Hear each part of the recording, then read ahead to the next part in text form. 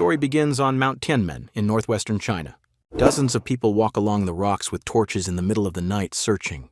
An unknown guy has been sitting in one of the caves for the past half a month looking for unknown manuscripts. He manages to find them. They are full of unknown symbols, but he is completely sure that these are the same manuscripts that he has been looking for so long.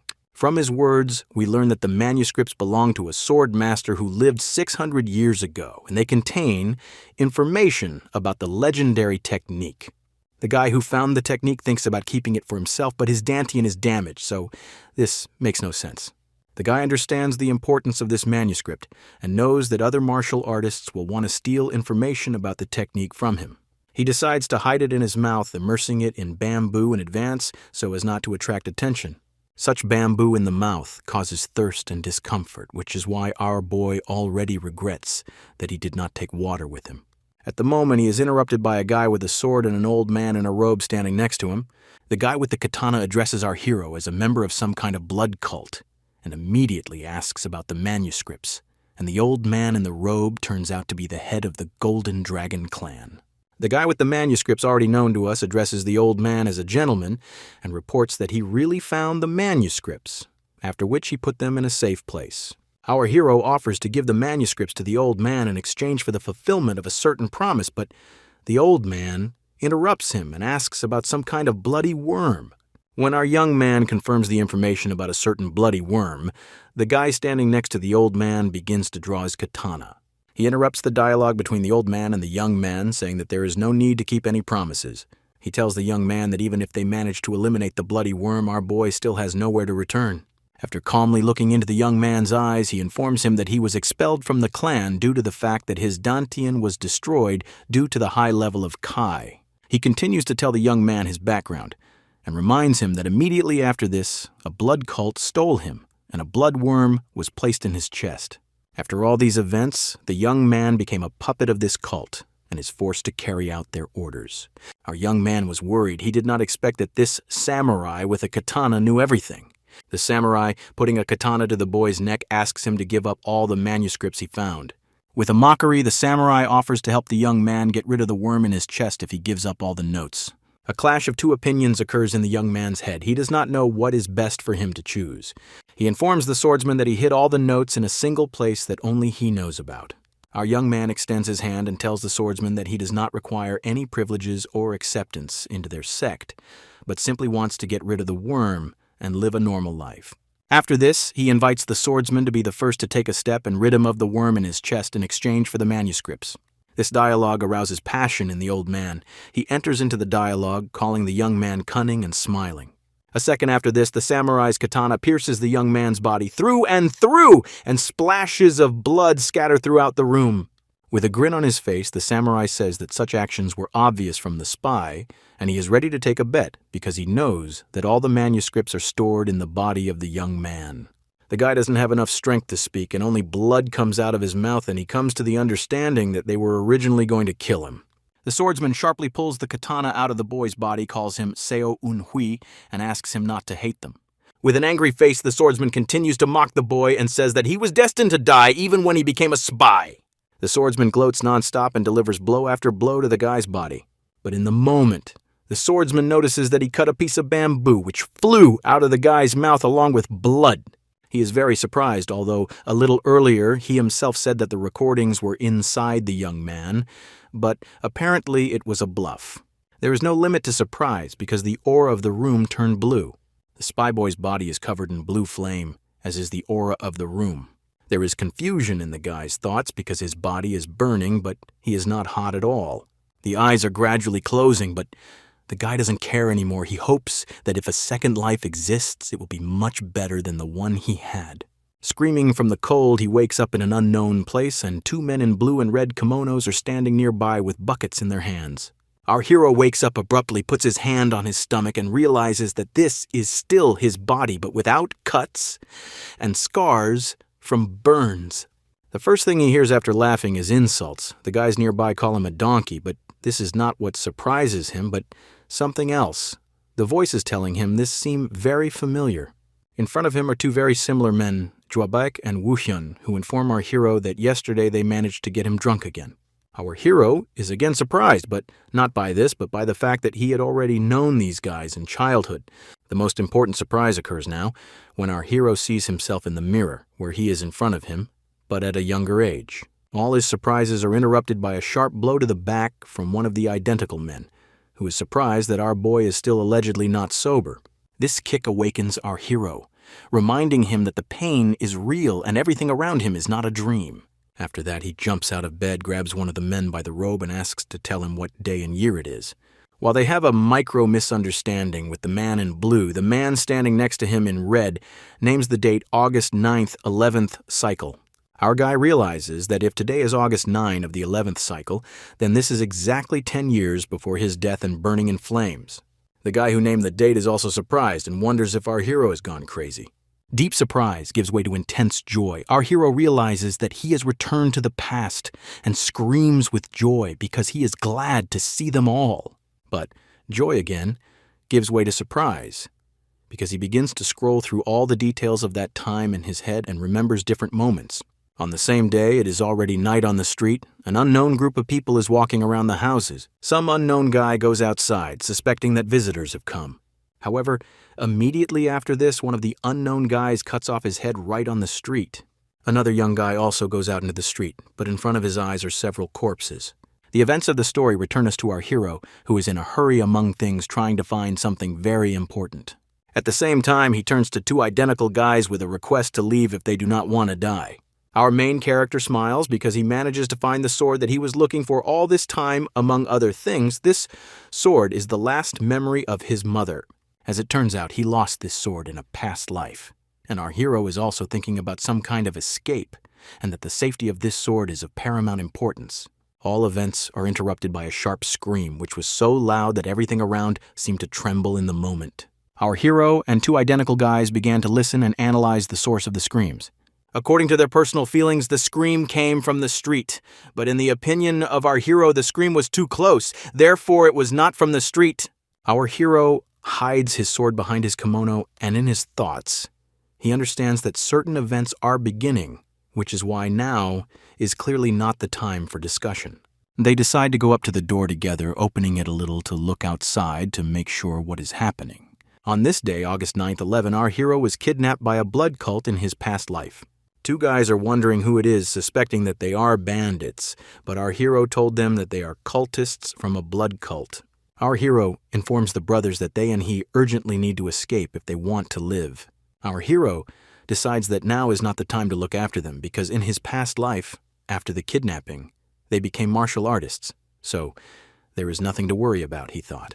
But I remember that day, he noticed that in his memories he also saw another guy who was with them. The main character understands that he cannot leave him, because in the future he will be important to him. He ran as fast as he could to Sun's room because that was his name. Running into the room, he abruptly woke up Sun, who pretended to be awake, but was clearly very surprised. Without thinking twice, our hero grabs Sun by the hand and drags him along, saying that they urgently need to leave. Running out into the street with Sun, they try to find the optimal and safe way, and along the way, our hero tells Sun about what happened. Finding the optimal path is difficult because the city is completely surrounded. The dream suggests returning home and hiding in the closet because they don't need things and money, but people, which means there is no need to rummage through closets. The main character explains to Sun along the way that these places are obvious and they will search them first. Dream is surprised and wonders if he is destined to be captured or killed. Our main character, together with Sun, are heading towards an unknown door.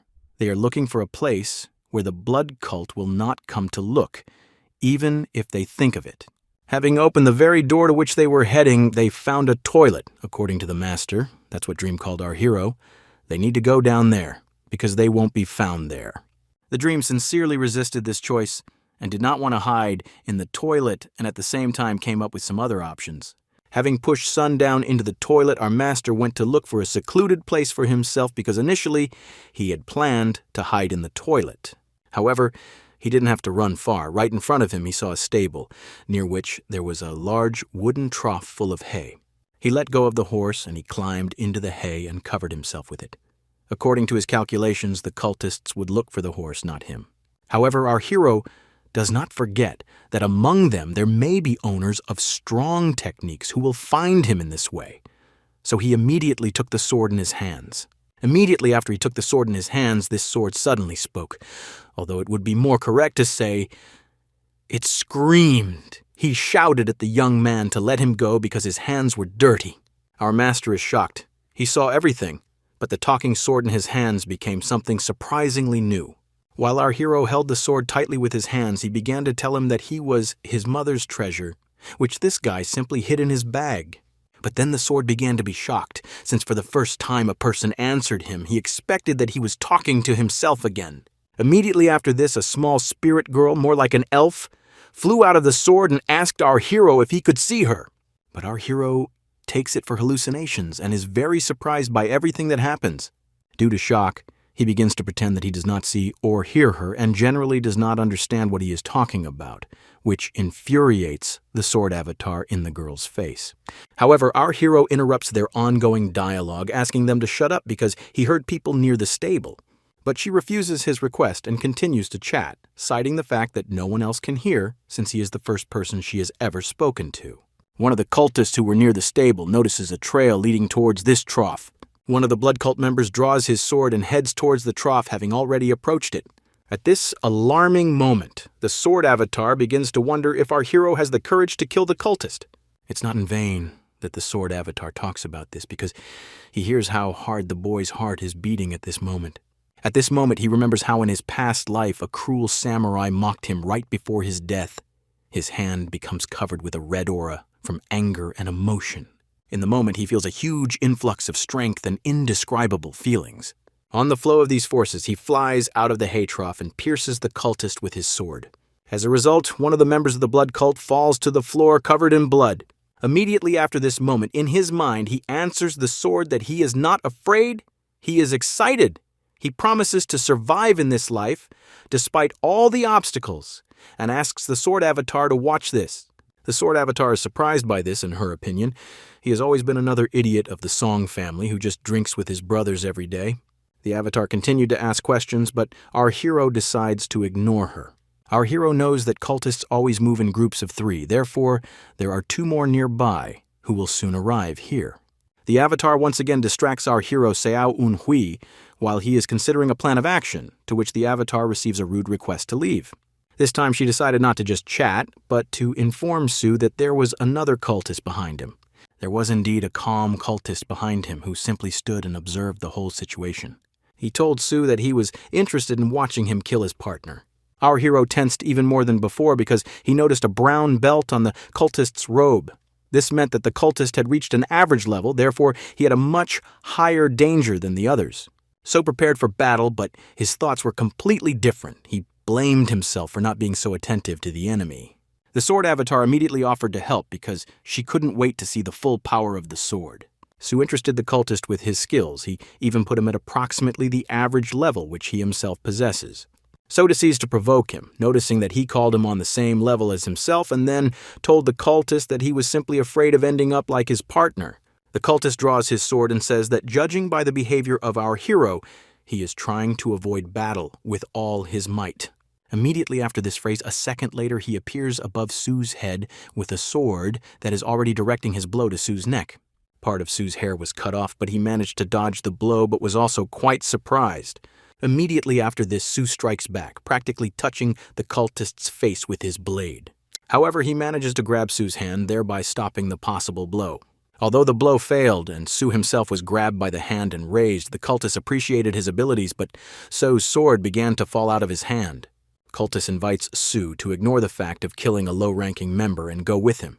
But Sue has other plans for this because he has already managed to let go of the sword he was holding in his hand and grab it from below with his other hand and then deliver a sharp blow. It turned out that Sue freed himself and the direct blow hit the mid-rank cultist. But only Sue himself thought so, because the cultist was only slightly unable to dodge. Sue managed to wound the cultist's eye but not kill him. With a sharp side kick, the cultist sends Sue flying. Landing a few meters later, Sue blames himself. He was too confident after the first victory, but still decides to continue the battle head-on. The sword avatar again intervenes in their battle and offers his help, but Sue is not willing to believe that this will actually help him in such a situation. Cultist reports that initially he wanted to be polite, but he does not intend to tolerate such a relationship. Using the technique, he decides to kill Sue. He drew his sword, but this time it had a red aura and ran towards Sue. Sue knows something about this aura and the sword because at the sight of it, shock overshadowed all emotions. The strong blow from the cultist's blade was received by Sue's sword, but with great difficulty. Sue did not have time to see the attack, but can immediately assume that it is one of the blood cult arts. With each blow, Sue comes to the understanding that he is not deliberately directing his blows to the fatal points, but is simply mocking the body. Our hero is in great confusion because all that comes to his mind is to hit the same way every time and hope for the best. The sword avatar intervenes in the battle, telling Sue in his ear that the blow will be a head right in the center. Such sudden precision of resistance from Sue shocks the cultist, since he stopped the blow simply by placing the sword in the right position. Sue himself is also shocked by the realization that he has just managed to stop an attack from a cultist of such a level. The sword avatar, after seeing what he saw, decides to remind that it was thanks to her that the attack was stopped, and if not for her he would have died. She also mentions that the attacks of this cultist are primitive, and it was not difficult for her to notice them. This time Sue didn't feel very good because all this time he had only shut her mouth, and now he decided to ask her to help him. Calling our hero a rare creature, she agrees to help him because he is the first person to talk to her in 47 years. She also asked if Sue has a plan, but in his current state it's hard to think about a plan. Together, they come to the conclusion that after what they saw, he will keep his distance and it will be difficult to strike, so they decide to provoke him. Meanwhile, Cultist also begins to analyze the situation, but comes to the conclusion that he was just lucky, and nothing more. Sue and the sword avatar decide to act. On the advice of the avatar, Sue will start by blocking and stalling for time. Cultist is again perplexed because his attack was again repelled, and this happened thanks to the joint work of the avatar and Sue. Another problem for the cultist is the blood from his wounded eye, which creates blind spots, which is what the sword avatar relies on. This is exactly what happens after another repelled attack. Sue goes behind the cultist, thereby deceiving him, and the sword avatar reports that the time has come to strike. But it didn't work. The cultist couldn't be caught off guard, and he lands a strong kick to the side of Sue's body. Covering his hand with the sword, Sue flies out and lands in the water, which helps mitigate the consequences because the kick was very strong. Sue is in the water, and it would seem that he has no strength at all, but the cultist does not stop. Jumping high and taking out his blade right in the air, he attacks Sue. But he misses, and Sue strikes with all his might on the orders of the sword avatar. The cultist did not expect such a turn of events, and the attack launched by Sue cut his neck. Sue is happy, exhausted, and shocked at the same time because he finally managed to defeat the cultist. The cultist was defeated, and Sue and the sword avatar began to discuss their common efforts in the fight against him. The sword avatar noticed Sue's good acting, because he very cleverly pretended to be someone who had no strength at all. Their conversation is interrupted by a sharp, unknown blow, which the sword avatar warns about. But Sue does not have time to react. The fist was coated with the same power as that cultist's sword, but only the fist was enough to cause Sue's neck to twist and his face to splatter with blood. A man appeared in front of Sue and the avatar, whose clothes were slightly different, but he immediately mentioned that he had arrived here because his two partners had not returned. There were strange white effects around his legs. He was surprised by the fact that they were both defeated by a human. With just one blow of his fist, he knocked out Sue, who lay unconscious on the floor covered in blood. After some time, Sue wakes up, but he is surrounded by heaps of cultists in robes. Several people in robes discuss Sue, deciding whether they needed him, but they came to the conclusion that there was no point in engaging even with him if he had a dantian. They were also surprised to see that Sue managed to go to the toilet under himself during their dialogue. Screaming pitifully, Sue promises that he is even ready to spy, so as not to kill him. He regrets that he again found himself in the same situation as in his previous life, but remembers about the sword. Addressing the avatar as Sodan, he decides to find out how long he was disabled. To Sue's surprise, his sword Sodan does not respond. Sue himself attributes this to the fact that the sword is not in his hands. One of the leaders holds a sword in his hands. Looking at it, he speaks of his surprise. He was shocked to learn that Sue killed two of his people. This time Sue is pleased by the fact that they have a good opinion of him because last time they did not perceive him at all. At that moment, all of Sue's thoughts were shattered because one of them said that they would not take him. One of the people argues with the captain, saying that this mid-level person will be useful, but the leader does not want to take people without Dantian. Seeing the very dark situation, Su begins to beg for mercy and says that he is ready for anything, just like in his past life. His pitiful requests only make the captain laugh, and he asks Su to pay with his life for killing 2 of his men. One of the cultists raised a sword above Su's head on the orders of his captain and was ready to lynch him. As if Su's whole life was flashing in slow motion before his eyes, he desperately tried to find a way out, but he didn't see it anywhere. However, the moment of execution is interrupted by the laughter of a healthy man heard behind the cultist captain.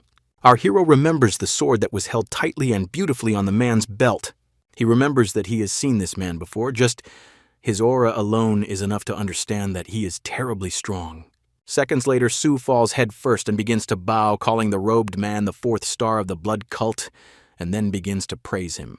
This man approached the captain and asked why it was so noisy here, but the captain was in no hurry to answer because he was shocked by the visit of such a person standing behind him. All the cultists knelt down at once and began to greet the 4th star of the blood cult. Due to the fact that in a past life our hero was already in their cult, he is well aware that there are 11 leaders of the blood cult, 4 honorary, and 7 blood stars. Our hero is greatly surprised because before, in a past life, he was not even able to see them. But he had heard rumors that blood stars could disguise themselves as ordinary employees and observe troops, and as it turned out, the rumors were not true. The man approached Su and persistently asked him to raise his head. In front of us was Du Chang-ho, one of the 4 stars of the blood cult, and he was immediately pleasantly surprised by the fact that Su managed to figure him out. So told him that he was able to recognize him thanks to his sword and its hilt, because So knew that the hilt with a thin white brush was made in honor of the dead stallion that belonged to Chang-ho. The answer interested him very much, and he immediately decided to find out how it happened that Su, who is not in the blood cult, knows about this. So didn't know what to answer right away. The tension was felt. Even though he had been in such situations hundreds of times while he was a spy, it was not easy to answer one of such high-ranking persons. Among all the lies that could come into his head, he chose the most unusual one. He said that the blood of a cult flows in his body. Such statements confused the captain and the others, but Chang-ho himself did not lift an eyebrow, but continued to listen to Su's lies. So continued to lie, inventing a story about his grandfather, who was part of the blood cult a long time ago, but after being seriously injured, he was forced to wander the lands and he found his home in the city of Luoyang. There he took root, and in the future, So's father and mother gave birth to him in the same city. Chang-ho became increasingly interested in this story, and he asked So to continue the story. Having slightly exposed his blade and placing his hand on it, he continued to listen to Su, but he was shocked that this story was not enough. He continued his lies, saying that when his grandfather trained him, he often remembered a troop of wolves. He always reminded his grandson that at his age he had already undergone captain-level training. Continuing to lie, he said that his grandfather always said that sooner or later the blood cult would find his grandchildren and take them for themselves until his death. Chang-ho believed in all this. For him, it became a direct explanation of how the weak Su, without a Dantian, was able to defeat 2 warriors of the blood clan.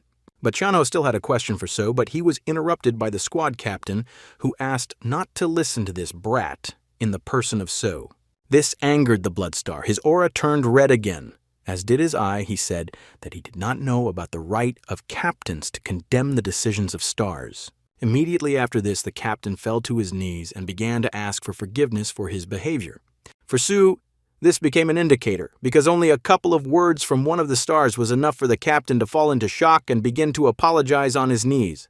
Chang-ho looked at Su again and asked the obvious question, why he didn't immediately reveal his identity, but hid even in front of the captain. So began to bow again, and immediately justified himself by saying that he was afraid of being held accountable for the murder of these cultists. Su immediately noticed that he managed to weave lies with the truth well, and this was unlikely to arouse suspicion. A second after finishing his speech, he heard laughter from the blood star. He apologized for his cruel joke and said that he was ready to accept Su into the cult, because in essence they were brothers.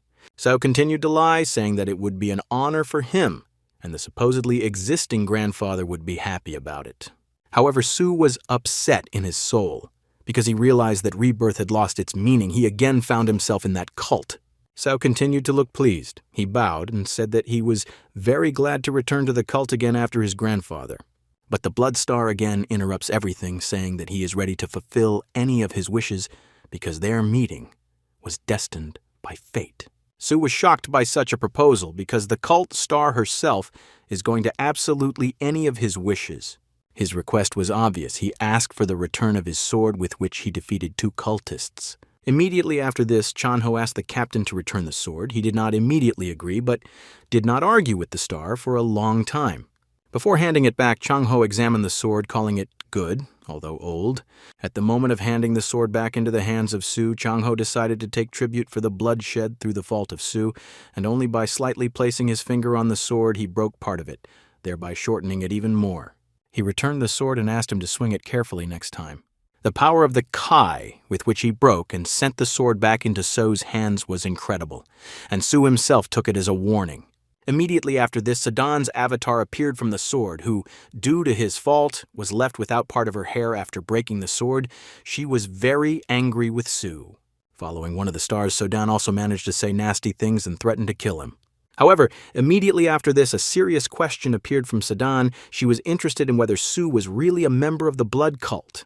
He didn't immediately reveal all his cards, but promised to tell Sadan everything, which even made her tense because she didn't think there was anything serious there.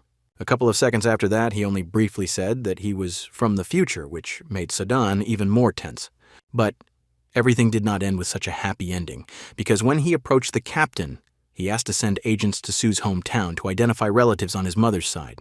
Chano was not as simple as he showed himself. He analyzed all the movements and views of Su and suspected that he could be a spy with great experience. While Chanho and the captain were talking about Su, he told Sadan his life story in full, and how he was reborn, how he was a spy, and how he ended up in a cult. Sadan believed in his story and began to analyze it.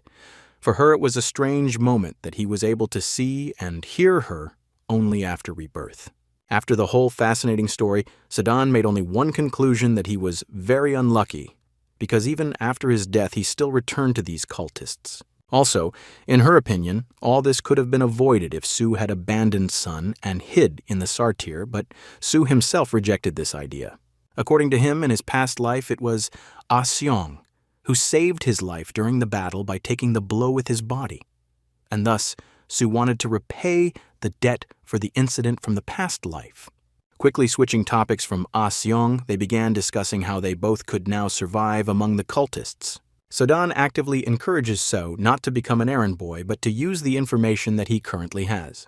Sound realizes that Sadan is very right and decides to use the knowledge that he acquired during those 10 years of life in the ranks of blood cult spies. Sadan also actively insists that Sao should study martial arts, but he himself does not really like this idea because he does not believe in his ability to fight without this sword, and even not very much with it. However, Sadan insists on this, saying that even a dog can be taught to read poetry, therefore Su will succeed, even though he is not a dog. After dozens of screams from Sadan, Su finally agrees to listen to her talk about the basics of martial arts. But then something strange happens. A blue fire appears in the area of his torso which covers his body as if he accidentally used a technique shortly before his death in a past life. The fire continues to swell throughout the body, frightening our hero more and more. After a few seconds, his consciousness seems to disappear. He feels like he is among the stars, and before his eyes, it's like the whole cosmos, and only he is one piece of something living floating in this abyss of stars and cosmic paths. Telu Sao is floating in space, and he himself does not even understand what is happening. A feeling of deity and slavery in one bottle. An unknown voice says that the universe will open with the acquisition of the Sword Heart, but our hero immediately notices that this voice does not belong to Sadan. A huge blue aura right in the middle of space shone brightly, so much so that it even blinded Su. After taking one breath, Su comes back, but his hand is still covered in those blue flames. The real world has not changed. Immediately after Su returned to consciousness, he was greeted by the screams and screams of Sadan, who scolded him for being distracted forever. Su asks Sadan to look at his hands. He hopes that he is not the only one who can see this aura that looks like stars. So-dan starts yelling at him again because he just pokes her hand, saying that there are some stars on it, although So-dan doesn't see anything other than an ordinary hand. Seodan is completely offended after this incident and hides with the help of her abilities, and Sue still sits in confusion as to why only he sees this strange fire on his hands. So lies down on the hay and continues to look at his hand, not understanding what it is. This fire very much reminds him of that effect during rebirth. Meanwhile, the carts with prisoners and Sue arrived at their destination, and Sue spent the rest of the road trying to awaken this fire on his hand because it had gone out. Coming out into the street, he was blinded not only by the sun, but also by the size of the territory where they had arrived and where a bunch of cultists were located. So-dan immediately woke up, and she immediately began asking Sue about where they had come, and he in turn explained to her that this was a training camp where abducted children were trained. A man in a black robe stood out from everyone. According to Sue, it was the teacher and leader of this place, Gu Sang-won. Some unknown large guy pushed Sue on the shoulder with his shoulder right during their conversation and also called him a donkey. Seo turned around to see his two look-alike brothers, Jwabek and Woohyun, standing in front of him. Their appearance greatly surprised Sue because he thought that they had escaped. Immediately after the start of their dialogue, Jwabek asked why Sue was not tied up like the others. Sue only said that it was a very long story and he would tell it somehow. But his brother did not like this answer, and he immediately asked him to tell him everything now. Their dialogue was interrupted by one of the cultists. Standing on the stage, he loudly addressed everyone, asking them to pay attention to him and listen. Cultist was about the rank of captain. He pointed his finger behind the podium behind him, and the order was to run towards her on the count of 3. Jwabek's cry was heard from the crowd. He asked to untie them all first. He was interrupted by Sue, who told him to listen to himself if he wanted to survive, of course. Immediately after this, Sue seemed to break free and ran forward very quickly. Both brothers do not understand what is happening, but decide to flee, without even noticing that one of the cultists was already standing behind the crowd of prisoners with a drawn sword. A second after this, the sound of a massacre is heard, and blood scatters. Those who were at the end of the crowd began to be killed right in front of their loved ones. The Sue brothers do not understand what is happening, but they decide to obey their brother in everything. In their opinion, this will help them survive. The teachers immediately notice the fact that Sue came running first and bowed his head. This amazes them because this is the first time they have had such a case. The rest don't know that it's worth bowing their heads. Thinking about this, they remember the captain's report, where he talks about the fact that there is a cult heir among the prisoners. This gives an explanation to the teachers why his behavior is like this. Just then, So-dan appears, who again suspects Sue of being a cultist, but he expands her doubts, saying that he already has experience and acts in such a way as to prove his words. Their dialogue is interrupted by the cult teacher, who again asks everyone to pay attention. He reports that everyone who is here was chosen by the blood demon, and this fact is a huge part of their destiny. The prisoners were shocked by this. One of them immediately expressed dissatisfaction, shouting loudly that they were just murderers and kidnappers. So-dan agrees with this prisoner, but does not understand why he decided that it was possible to shout about it like that, and Sue, meanwhile, assumes that he will be shown an exemplary punishment. Sao turns out to be right, because a second after that, that guy's head is divided into 2 with the help of the sword of one of the cultists. So-dan does not understand why they went through all this if they still kill prisoners. But Sue explains this by saying that they create a return to the cult through fear, which they succeed. So-dan is shocked again. She doesn't understand how Sue even survived here in 10 years of his previous life. But he explains this by saying that he was hiding all the time and was obedient like a dog. After the scene with the captive guy ended, the head teacher spoke again, saying that they could now begin the entrance ceremony. When choosing who to start with, his choice obviously fell on Sue, and the first question he asked was whether he knew what was in the box that his assistant was holding. Sue, without hesitation, immediately answered that these were bloodworms, and he was completely right. The teacher expected such an answer, and immediately after that he invited Sue to explain to everyone else what bloodworms are. Sue knew everything about them and immediately explained that the worm is grown into the body of a cult newcomer so that he does not forget about his loyalty. After this, he also added that after inserting the worm, you should take a special sedative medicine every 24 hours. Otherwise, the worm will begin to rage inside. One of the identical brothers who was near Sue at that time immediately tensed up and asked how he knew all this. Without waiting for an answer from Sue, he heard the teacher call Sue a descendant of the cult. This raised even more questions for his brother. He immediately suspected that Sue had been a cult spy all this time. Following this, ridicule from Sedan began. She called Sue a spy of his past life, but he asked her not to laugh, because it would be hard for him to sort it all out. The teacher immediately took the worm out of the box and invited Sue to be the first to insert it into his body in order to prove his loyalty to the cult and relatedness. So understood that it would be impossible to avoid the worm, and besides, he was right in the center of attention.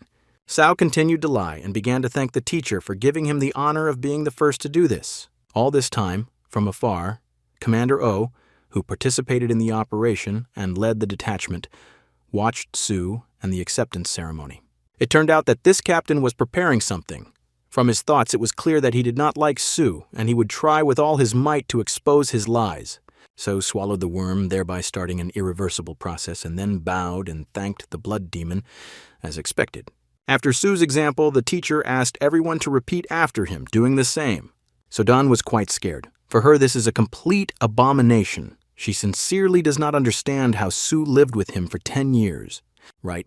During their conversation, something strange happens. Sue becomes ill. This is the first time this has happened to him.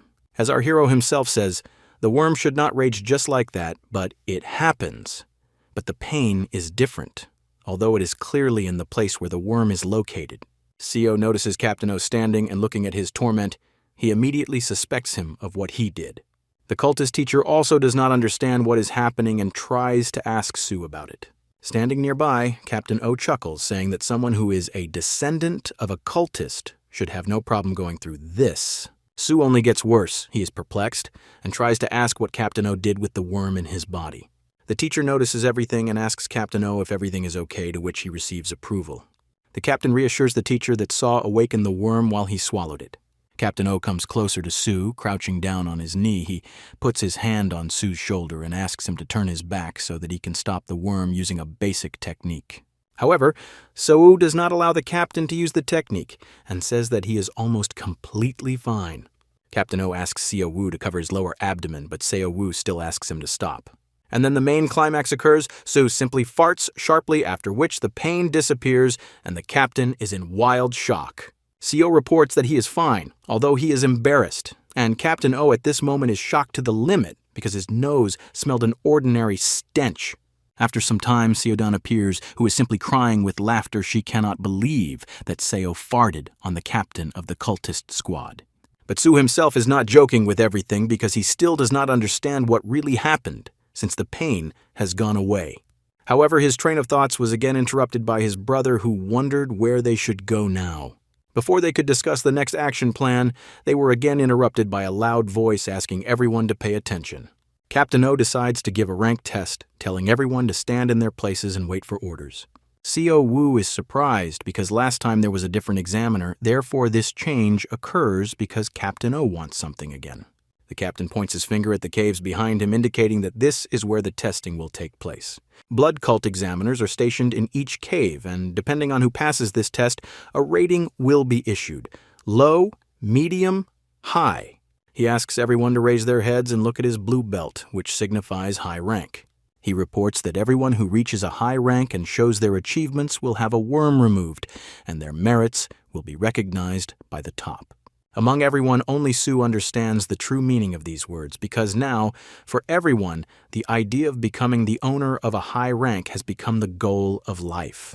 At the moment he interrupts his speech, the captain takes out a red piece of bamboo and reminds him that he asked not to make a scene. The red bamboo gives So a bit of a shock, and the bamboo itself turns out to be a whistle, causing the captain to create several signals. Hearing just a little of this whistle, Sue immediately closes his ears, and his brother standing next to him does not understand such a strange reaction. It's an ordinary whistle, not very loud, but within a second, everyone around them begins to scream in pain and tremble because the sound of the whistle disturbs the worm inside them. Sue also fell as if writhing in pain, but he did not experience any feelings at all, which greatly surprised him. The captain continued his speech. He said that only 2 or 3 of them would be able to reach such a rank, and everyone else would have to live with a worm inside for the rest of their days. The captain also shouted for everyone to get up because it was high time to start. So increasingly suspects that there is no worm in his chest. Sedan says that perhaps he did not feel it because he closed his ears, but Sue refutes this, saying that even this does not help against the worm. The sharp voice of Sue's brother interrupts his thoughts. His brother communicates his determination to become stronger than Sue. He says that he has a dantian, unlike So, and this is what will help him become better and stronger than his brother. Afterwards, he also states that upon achieving a high rank and extracting the worm, he will take revenge on his brother Sue, although he, in turn, does not understand why he can take revenge. Without waiting for an answer from Sue, his brother raises his hand and asks the captain if he can start taking the test first. Sodan informs our hero that this most likely happened because his brother thought that Sue really was a spy for the blood cult all along and did not tell about it before. His brother begins to show off, shouting that he doesn't need Sue's help and runs ahead of everyone to take the test. But just a second after that, he gets punched in the face by the captain for his amateur performance, causing him to fall to the floor. The captain scolded him, and the order was to return back to duty and remain there and act only on orders. Sue in turn repeats 3 times, "Yes, sir," and then bows. The captain approaches Sue and orders him to be the first to take the test. Sue is surprised by this. Although he expected the possible, he still hoped that this would not happen. The captain immediately begins to mock Sue and mention that a real blood heir would not have such problems and shock. Seo Woo, in turn, continues to lie, saying that he is very grateful for this opportunity. So heads to the cave. He remembers this test because he has already passed it, but under the guidance of a different captain. Then Sodan appears, once again reminding that Sue does not have a dantian, and asking what rank he received in a past life. The answer was the expected low one. So also adds that low ranks are used as meat or all sorts of minor missions. From the shadows of the caves, a man wearing a robe and wielding a sword appears, looking like a cult member, and immediately begins the dialogue by asking, "Is this Sue?" This surprises Sue very much, but what is even more surprising is the voice of this man. He knows him. It turns out that this is Commander Sue in a past life. Even Sodan was shocked by this news. The previous Commander Sue, the commander of the Black Wolf Detachment Sun Gu, began to appear from the shadows. Sue is surprised by Captain O's cunning plan, but does not lose his head, because he managed to deceive even the 4th star. And here is an ordinary captain. Seo Woo replies to Sun Gu, saying that it is he and he has heard a lot about the Blood Wolf captain from his grandfather. However, Sun Gu interrupts him, calling his words a lie, causing Seo Woo to be a little shocked. Sun Gu also talks about how there has never been anyone in the Blood Wolf squad who resembles his grandfather's description. He asks to know who Seo really is.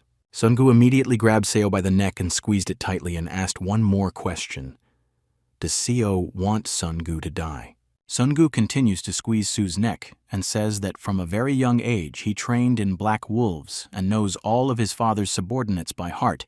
Therefore, Seo's grandfather could not be among them. Seo Woo resists Sodan's suggestions to get the sword, but in the moment she shouts that Sun Gu is going to attack from below. At this point, our hero could no longer tolerate such treatment and picked up the sword, reflecting the lower attack into his body.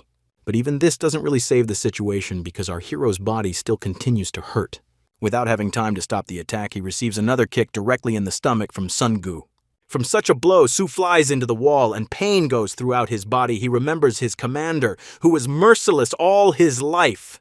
As the memories swirl in his head, Seodong shouts again that Sun Gu is coming with another blow. Another blow moves. Sue has a hard time repelling the attacks. He hit the back of his head and his head is spinning. At Sedan's command, he parries the blow from the side, although it is very difficult for him to restrain such a flow of force, even in this state. After So withstood the attack, he collapsed to the floor, and the captain immediately pounced on him, putting his boot on his body, not allowing him to get up.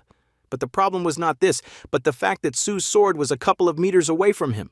The captain immediately began asking Sue to tell him where he got so much information about him and the cult. Seo Woo saw this as a chance to get Sun Gu to talk and immediately asked if he was the one who wanted to find his little sister. However, this only slightly surprised the captain. In his opinion, Sue is still a scout who managed to collect too much information. The captain said that he was surprised by such knowledge, but Sue interrupted him by saying that Sehwa, the captain's sister, was alive. And on the day of their father's murder, he saw a fake corpse. Su offers to talk about this in more detail, and the captain, in turn, is very surprised that he knows her name. He plunges the sword into the ground and decides that Su is not bluffing and maybe he really is the heir of the blood. The captain agrees to listen to Seo Woo, and after he tells him to decide what to do with him, but he starts right away with the question of where is Sehwa now? To this question, our hero immediately answers that Sehwa is now in the Color Moon Association. The commander begins to suspect that the First Blood Star is behind the death of his father because it is she who belongs to the Color Moon Association. Su confirms the captain's guesses, saying that the First Blood Star is the one who wanted to kindle the fire of hatred in Sun-Gu's heart and control the Black Wolf Squad. However, Sun-Gu is in no hurry to agree. He calls this absurd, because the wounds on his father's body were inflicted by people from orthodox sects. Seo Woo notices that Sun-Gu is worried and asks if he has seen these people with his own eyes. Sun-Gu does not know what to answer. His thoughts and emotions are overwhelming. At this moment, So decides to finish him off with information. He gives the exact location of Sun-Gu's sister right down to the locality, thereby dispelling the captain's doubts. Seo no longer knows what to add, but this is not required, because Sun-Gu believed him and only asked who he was. They agree that this is true. However, the captain warns that if this all turns out to be a lie, he will find Su anywhere on the planet and cut off his head. They shook hands, and Su wished the captain to quickly find his sister. Sun-Gu also added that he still cannot trust Seo Woo completely, but if this turns out to be true, then he will become his benefactor for life. After shaking hands, Su notices a board in his hand that says, Middle Rank. Sun-Gu also mentioned that the middle rank was earned because he was able to block the captain's attacks twice. The agreement did not play a role here. Sun-Gu decided to clarify where Su heard about him, to which he received an answer from his grandfather. Although the captain did not really believe in this answer, this time he pretended to believe it. The captain turned out to be very attentive. He noticed that when he asked Su for an answer, he answered everything, but not the name of his grandfather. Sun-Gu says he doesn't know what Seo Woo is up to, but this time he believes him and lets him go. Immediately after the end of their dialogue, Sedan appeared and immediately said that she was preparing for Su's death because she thought that after he dropped the sword, the end would come. Immediately after Su left, the captain began to analyze their fight, thinking about how he blocked his attacks and in general how strange he was. The captain noticed the fact that he was quite slow, but quickly noticed the blows. Sun-Gu got the impression that someone was telling him. Coming back out onto the street, we are again greeted by the well-known Commander O, who is already in full command and asks everyone to be ranked according to rank. We can also immediately see the shocked face of Su's brother, who does not understand how Su managed to get such a rank when he doesn't even have a dantian. Tired Su chuckled a little at his brother, but Seodan laughed the most. She is generally capable of laughing and crying for no reason.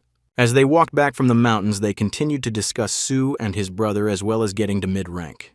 The most furious of all was Captain O, who looked back at Su all the way. Probably he was also offended and did not understand how Su got such a high rank. Su himself suggests that his irritation is due to the fact that now he has nothing to complain about, since the commander of the Black Wolves himself approved of So, although along the way, Sodan still reminds him that Su farted right in the face of this captain. Sodan decided to ask what Su was going to do now. His answer was interesting because he decided to find a way to restore the Dantian. Su tells Sodan about the existence of a magical healer who can cure any ailment, which is what Su hopes to use. However, Sodan does not understand anything about this, and being interested further, he learns from So that he is a very smart doctor who, according to many rumors, is able to heal absolutely everything. Su also added that he is able to heal everything but at a certain price because in a past life, he was told that this doctor managed to restore someone's Dantian. Surprised, Sedan also adds that Su has no money at all and nothing at all except clothes and a sword. Without waiting for his answer, Sedan decides that he has decided to sell her and begins to beat him with her fists, trying to explain his importance and need. However, Su hurries to dispel Sedan's fictions and reports that he is going to find some valuable plant and pay them for treating the Dantian. Their conversation and gait are interrupted by the loud voice of the captain, who asks everyone to stop. In front of the captain's face were several corpses of low-ranking cultists who were lying in blood on the ground. Commander O notices an unknown man with strange appearance and clothes. He is busy strangling people. His face is covered with a black beard, and the commander behind him does not bother him at all, but he just heard the question, "Who are you?" which was clearly addressed to this unknown person. This man kills another cultist, after which the captain puts his hand on his sword, takes a stance, and shouts for everyone to step back. But within a second, the hand of this unknown man grabbed the captain's hand, blocking the blow and asking the captain to get out and not interfere. With just one blow of his bare fist, he knocks out the captain and he falls to the ground. Sue, like everyone else, is shocked, because just now the first great captain was put to the ground by one blow from some weirdo. And the most annoying thing is that in his previous life, Sue had not heard of such a martial arts master like this man. With one clap of his hands, he created a huge wind pressure that blew away everything around him and also caused a sound that annoyed everyone. This time, it even worked on So. After this, the unknown person began to be surprised that everyone around him was not worth anything and was also screaming so loudly. Sadan tries to talk to Sue, but his ears are very painful after such sounds, which makes it very difficult to establish a dialogue. Seowoo's ears are bleeding, and the dream says that the pain in his ears is so severe that he's about to vomit from it. But at this moment, Sue feels that the aura of blue fire appears again, in this paradise, in the region of his heart. After that, the ringing in his ears stopped, and his wounds returned to normal, but before he had time to rejoice, he saw the scene of one of his brothers protecting the second, who was lying unconscious on the floor and protecting him from this stranger. Seeing that Javabak remained standing after the clap, this stranger decided to please him by saying that he had passed. But immediately, a second after his words, he hit Javabak's head with his fist, sending him face first into the asphalt. Immediately after, a strong stranger notices our hero So-woo, who is also on his feet. But So-woo decides to run as fast as he can. But just one moment was enough for this stranger to be behind Sue with his leg raised above Sue's head. The commander and teacher arrived at the same place, seeing Captain O unconscious. They began to wake him up, which was successful. The cadet's teacher immediately noticed that most of his students were wounded or died, so Captain O asked for forgiveness because a certain barbarian did not do all this. Immediately after this, the captain began to apologize, because the unknown man managed to knock him out with just one blow and then began to describe his appearance. Having heard the description of appearance, the teacher immediately experienced tension and a little shock, and even asked about appearance and clothing. After describing his appearance, the teacher asked if he knew who Hai Ok-jong was. Upon hearing this name, the captain also felt shocked.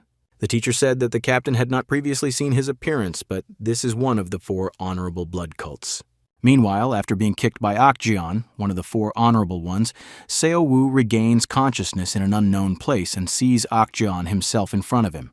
Ok-jeon immediately called Seo a brat. But he is shocked and cannot believe that someone like him not only withstood such an attack, but was also the very first to regain consciousness. Ok-jeon held Seo-woo's sword in his hands and also added that things are about to get very interesting. The teacher and Captain O are already rushing to the mountain where Ok-jeon and the others are. The captain is still apologizing, but the teacher assures him that he could not do anything with one of the elders. They also discuss whether the cadets are alive, as Captain O has hope for the Sue brothers' twins. He would like them to survive, as such people are rare to find. The teacher asks the captain to be restrained, since even among the elders, this man is the most eccentric and unpredictable. Arriving at the mountain, they say special words and also worship the blood demon in order to receive permission to go further. Immediately after opening access to the cave, a bolt of white energy flew into the teacher, which he managed to stop.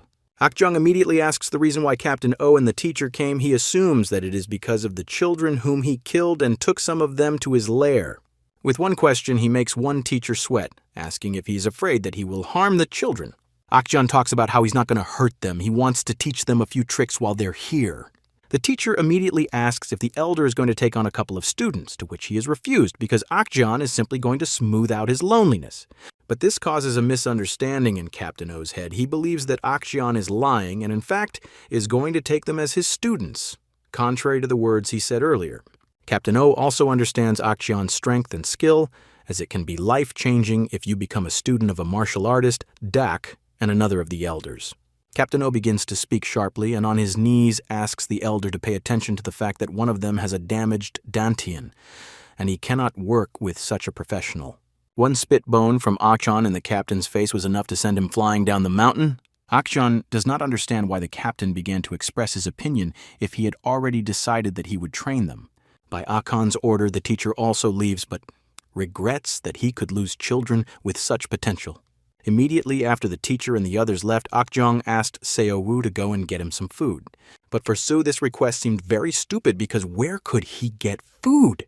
Clutching Sound's sword in his hands, he turns to Soo himself and tells him not to even think about running away because if he tries to escape, he will have to prepare for the worst. Although Akjong warned him not to run away, Seo-woo still thinks about running away. Soo also decided to ask for his sword back, arguing that in this way, it would be easier and better for him to get food.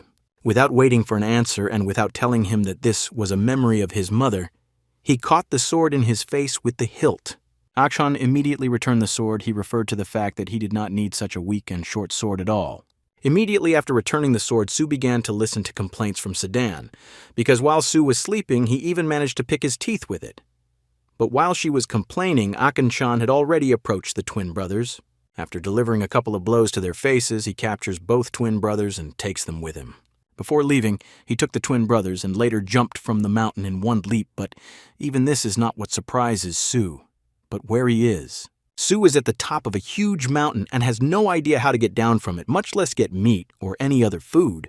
All this time, Seo-woo is shocked by the upcoming task, and meanwhile, So-dan watches Akon-chan jumping straight through the air with huge leaps.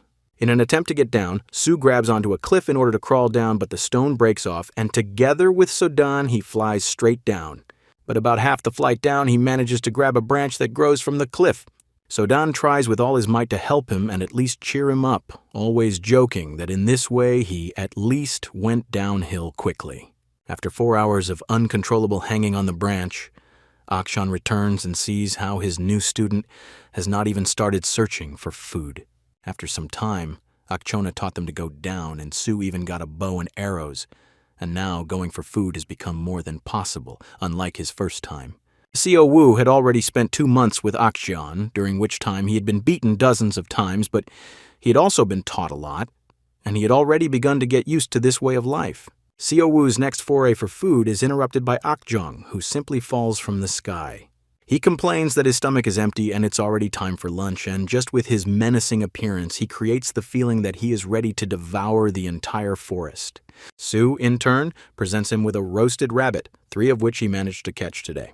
However, Akjong reveals that there are 4 mouths to feed and 3 rabbits, so with a massive fist blow, he reduces the amount of food consumed for the day, depriving Seo-woo of it. So will spend the rest of the day suspended over the abyss because today he was unable to get the required amount of food. Every day of Soo's new life goes exactly like this. He simply leads a slave lifestyle. For example, it takes him half a day to climb a mountain and get down from it. After 2 months of such an interesting life, my body changed. Akjong also paid attention to this, so Jwaba-ek became the new person in charge of collecting food. Although he tried to object to such a change in the system of their lives, Akjong did not even listen closely, but immediately sent him to rest with his foot in his face. Immediately after Akjong sent Jwaba-ek to rest, he grabbed Seo-woo by the shoulder and jumped out of their cave den and straight down the cliff. And a second after that, he sent So flying with a downward throw, sending him swimming with the fish. Having barely survived without air underwater, he surfaced and immediately asked the question why Akjong did this and threw him into the water. Akjong informed him that they were heading to a person who would become a mentor for Seo-woo, but they needed to arrive there in normal form, which is why Akjong sent him to swim. After a minute of bathing, Akjong immediately told Seo-woo to get out, which displeased Sedan, because now it became clear to her why Seo-woo always stinks. Going behind the waterfall, Soo and Sedan discovered a path that leads in an unknown direction. While Seo-woo and Sedan walked along this path with Akjong, they thought about who the mentor was. The most possible option they came to was Akjong's old friend, who could potentially exist and be the same. However, their dialogue was interrupted by Akjong himself, who said that they had arrived, and the future mentor was already in front of them, and indeed, in the shadows was the silhouette of an unknown person. Immediately after this, Akjong asked to greet and bow to the future mentor. So immediately knelt down and bowed before the mentor, saying his rank and who he was. But Sedan told him that most likely this mentor would not be able to answer him. In front of them was a skeleton in a robe, with a sword, which greatly surprised both Soo and Sedan, but not Akjeon, who could not be surprised by anything at all. However, he did not explain what was happening at all. He explained to Soo that all the physical training during these 2 months was carried out in order to begin studying martial arts. But Su interrupted him because he immediately wanted to inform him that he had no dantian. However, this only made Akchan laugh, because he already knew about it from the beginning. Akjong shocked Su because he had just said that it is possible to control internal energy without the dantian. Restoring it now makes no sense. This fact shocked Su very much because he could not even imagine that this would happen. Throughout his life, he suffered from this and heard ridicule, but now a new chance to gain strength appeared in his eyes. An alternative to this is an entity that will also allow the use of martial arts, Akchan explained. Akchan also said that if the dantian is destroyed, then the essence will not help, but it will allow you to be a vessel for your internal energy. According to Akjong, Seo begins to guess that he wants to try to teach him to control his internal energy. But this scares him. Coming closer to him, Akchan touched his chest with his finger, indicating that there were energy cores in his body. According to Akchan, it is there that the necessary energy is also stored, and unlike the other, it does not accumulate, but appears from birth. And according to rumors, it is twice as strong as what is used through the dantian. This crazy news made Sadan happy, but Su in turn was in no hurry to rejoice. He knew that this energy was connected to his life, which is why he was afraid to use it. Standing directly in front of Akjeon, he continued to explain to Sadan that if he started using life energy, his lifespan would be shortened. Bowing before Akjeon, he sadly reports that he cannot begin learning to use life energy, and also thanks him for what he has already done for him. Seo tried to use lies against Akchan so as not to start training, but this did not work. Akchan saw through the lie and asked about it directly. He caught him by the neck and said that he couldn't lie at all. Such compliments had never been given to Su before. Akchan tensed, and with a smile on his face he gave Su a choice.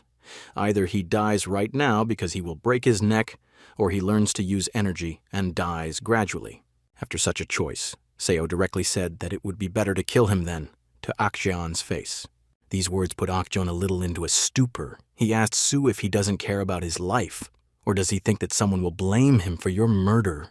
Holding him by the neck, Akjeon continued to ask him questions, but Su's answers were simple. He didn't want everyone to use him throughout his life. So decided that sometimes it would be better to risk everything he has so as not to repeat the fate of his past life and turn out to be a third-rate spy. He decided that it would be better for Akchan to kill him now than for him to die later, especially since he still has a bloody worm inside him. However, it was the word Bloodworm that interested Akchan. Akchan then let go of his neck, throwing him to the ground, but he immediately laughed at the words about the worm and asked Su not to make such stupid statements anymore. Akchan checks Sound's body before taking it, and he is convinced that there is no worm in it. However, while they were communicating near the skeleton, hieroglyphs appeared in the mantle below. Seo began to be calm when Akjeon stopped holding his neck with his hand, because he was glad that the worm was not in him. Now Akjeong decided that he would make an offer that would be harder for Seo to refuse, and the offer itself would be much more interesting. He offered to turn a blind eye to the absence of a bloodworm in Su's body in exchange for him fighting with his brothers, whom Akjeon would train in martial arts. This proposal shocked Su and Sodan because such a proposal was clearly not what they were expecting. After arguing a little, they agreed that Su would stay here and try to learn to feel his inner core. After such sweet dialogues with Akjeon, Sodan began to suspect that Akjeong liked Seo Woo and even became a little jealous, but Seo Woo diluted it all with the fact that there was no point in him getting close to this old man Akjeon. Seodan and Su begin to decide where to start their training, noticing the skeleton in a robe behind them. Flying home, Akchan thought that he was very lucky to have such a student, because he is not only potentially very strong, but also smart. Meanwhile, Su and Sadan began reading the hieroglyphs that were written near the skeleton with a robe. After reading them, they learned that Su could learn without spending vital energy, because there was a way to bypass this limitation. However, right at the end, where instructions on how to do this should have been written, the hieroglyphs ended without revealing the main secret. Sodan did not lose hope. She scrolled through her memories and remembered one very interesting point said by Akjeon. Damn, he'll cut my neck open. Just like he said earlier, that's all Su could remember, but Sodan apparently means something completely different. And again, after the first unsuccessful attempt, the second also went nowhere. This time, Su decided that Sodan could talk to skeletons and decided to find out the secret from him. But this also turned out to be a stupid conclusion.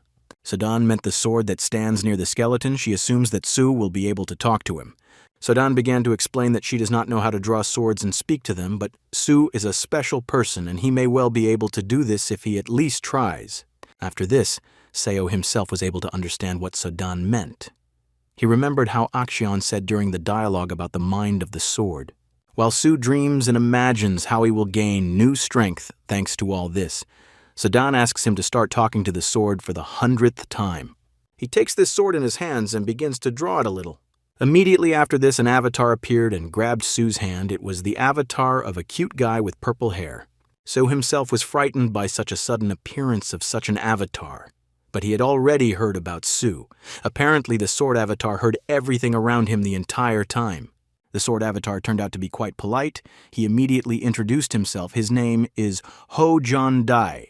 He is the Iron Sword of the Southern Sky. This is the name his master gave him shortly before his death. Sodan was pleasantly surprised by this avatar. She clearly liked him. But it caused fear in Su because he knew little about this sword. Its owner turned an entire province upside down with only one sword. It's not surprising that he is Akshan's friend. Sao told more about this swordsman. He was one of the best martial artists, and once there were even rumors that he would be among the top 6, but one day, he simply went missing. The only thing that is not clear is that such a powerful person as this swordsman died like that. The question is just somewhere in a rock on a cliff. Seo immediately began to suspect that Akjong might have killed him, but Sodan was not so sure. However, the avatar immediately dispelled all their versions, theories, and guesses. According to him, it was someone else, because Akjong had never been able to defeat the owner of this sword in all the time. For So, this came as a great surprise, because Akjong was one of the 4 elders of the cult. How strong was this swordsman of the Southern Sky that even he could not defeat him? The avatar promises that he will tell about this later, but now he is ready to help them with the matter for which they started talking with the sword. He is already aware of everything that is happening. It comes as a shock to So because after a minute of dialogue, the sword avatar John declares that he knows the technique and is ready to help Su learn it. Sodan was surprised by such a quick agreement, but John stated that this agreement was related to the honor of the deceased owner of this sword, which is why he agreed so quickly. Avatar John reports that if Su does not learn the technique, it will tarnish the honor of his late owner. He cannot allow this. John's personal desire also played a role. He wants the techniques and knowledge of his owner to be passed on to future generations, so be prepared to help with this. So admires him, he calls him really cool, but John himself interrupts his thoughts. John's sharp request surprises So very much. He asks to take it under his ownership because, first of all, he is a sword, and he needs an owner. He begins to suck up and ask to take him because he has not had an owner for so many years, and he so wants to be petted in the evenings. However, before he could finish, he caught with his face several fists from Sodan, asking him not to disgrace other swords with his tactless behavior. Meanwhile, Su just stood and watched the competition between 2 living swords. Su agrees to take him over, but only if he stops acting like a pervert. Although John was upset by this, he still agreed to everything and offered to go start studying the technique. John began his story that there is a place where energy accumulates, which is located just below the stomach. In Su's case, he said that he needed to feel his energy in the area of his heart. However, Su still doesn't really understand what exactly he needs to feel. John begins to explain that his previous owner believed that the awakening point for the energy was the forehead. According to John, Su should imagine this energy in front of himself or provoke anger in himself, thereby awakening it. According to John, the easiest time to feel an awakened energy is when life is in danger. Su also continues, saying that if you feel a surge of new strength and bitterness in your chest, this is the awakening of the core of energy. This will shock our hero, because he has already experienced this, and more than once. After this, he immediately remembers that the training of this honorable old man took place in precisely such a way that his energy would awaken. Sodan also reminds that he trained the Su brothers using the same training. John clarified whether Su had experienced this feeling before, to which he apparently received confirmation of his guesses. John advises Su to remember those situations and try to replay those emotions in order to awaken energy. John advises Su to recreate in his head the situation of when he felt this awakening. So began to replay different moments of his life in his head in order to remember this feeling. From the day he entered the cult until today, he often experienced such moments. This really helped. The same aura that had appeared around him before, and his heart was again covered with blue fire. So immediately notices that this energy is familiar to him. He can feel it passing through his body. Sodan also recalls that when he ate a worm and his membranes burst, he experienced the same thing as now, and then it healed him. John is very surprised by this because his previous owner spent a month trying to feel his inner energy, and Sue only had 4 hours to do this. Sodan points out the fact that Sue has been reborn, which she thinks may have something to do with it. Next, John asks Sue to try to concentrate on the negative energy. It should be small, about the size of a fingernail. John also advises starting with mastering cultivation techniques in order to increase the energy supply in the body. Both avatars ask Sue to try to learn a new technique that will help him recover from his wounds, but there is a chance of losing something, which confuses him a little. Sue tries to use the punching technique. He coats his fist with this energy and swings with all his might. He manages to break the wall with his fist. He is happy about this, and in general, that he was able to use martial arts again. Both avatars are wildly surprised by Sue's rapid success.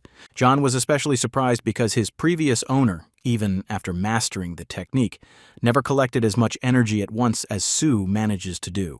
John praises him and informs him that with such success, he will be able to master techniques from 10 years ago, which are very powerful. Sue immediately wonders if he's really awake because he's surprised by how much power he's begun to possess. He has the power he's longed for, and this is just the beginning of what he can learn. A couple of hours later, the three of them headed home to Akjeon's den, but on the way home, Akjeon himself jumps on the head of Seo-woo, who was heading back. Akchona classically asks if Seo-woo wanted to run away again, but he explains that he was just heading home. Immediately after this, he asked a much more important question, whether Sue awakened the energy, to which he received an ambiguous answer, but Sue was more inclined to say that he did not succeed, which in fact is a lie. Now they continued the dialogue at home, but Sue's bruises under his eyes were added to it. Sodan immediately asked why Sue wouldn't reveal the truth, to which he replied that the power shouldn't be revealed so early in front of everyone. While Seo-woo explained the reasons for his lies to Sodan, Akjeong just sat and listened to it. However, then he interrupted their dialogue, saying that he practically believed Sue's next lie. After this, Akjeong stated that Seo-woo should take the topic of energy seriously. Otherwise, he will face a very interesting punishment. He stated that if Seo did not take this seriously, he would send him under the command of Captain O, the same one. Akjeong said that after the day when he took Seo and his brothers to him, Captain O visited him more than once. According to Akon, he came every time with requests to take you under his command, but Akon did not delve much into his requests. This fact interested Sue because he did not think that this stubborn captain was still watching him. Akjeong threatens Sue that he can give this captain all the information, including about the worm. Akjeong also emphasizes that Seo-woo should show and fight at his full strength, only this way and no other way. However, Seo realizes that such a strong person like him in the future will be very important, so he reminds him that Akjeong threatened to kill him for losing. Now he decided to find out what it would be like for him to win and gain achievements in the development of energy. As motivation for Sue's training, he promises to fulfill his every wish, no matter what it is. Immediately after this, Akjeong threw a stack of books towards Sue, and together with Sodan, they began to look at them. According to Akjeong, they contain the necessary information for mastering martial arts. Seodan immediately notices that the Sue brothers' twins were trained using the same techniques from the books. Most likely, Akjeong wants to make the fight as equal as possible for them. However, among the books, Sodan also notices a book with techniques for the very sword of John's avatar. This surprises Sodan and Sue because they are holding a book with the techniques of the southernmost sword master. Sodan immediately wonders where he got such books, and Sue, in turn, builds ingenious theories that he searched the corpse of the Southern Master after his death. But while they were discussing the corpse of the Southern Master, Akjeong became angry that Sue was too little satisfied with what he gave him. However, even despite this, Seo-woo decides to ask the question of where Akjeong got such valuable records. This question extinguished all Akjeong's emotions. He dryly answered that someone gave them to him after the death of the Master of the South Wind. However, John disputes this, saying that Akjeong once tried to use the Shining Star technique to defeat his past master. Sodan is surprised. She didn't think that the old man wanted to defeat John's previous master so much. According to John, Akjeong himself used techniques from the books of the Southern Master to improve his fighting skills. Also, according to John, the fight against will take place when they receive the level of advanced martial arts. Akjong stops liking Sedan. She begins to consider him somehow dishonest and ceases to understand the motives of his actions. Seo Woo also begins to understand that Akjong wanted to arrange an equal battle, but as it turns out, this is not the case at all. John is sure that during his life, Akjeon failed to settle scores with his past deceased owner. So he will try to do this by taking revenge on the sword with the hands of Su. But these are only John's guesses about Akjeon's true motives in this battle between Su and his twin brothers.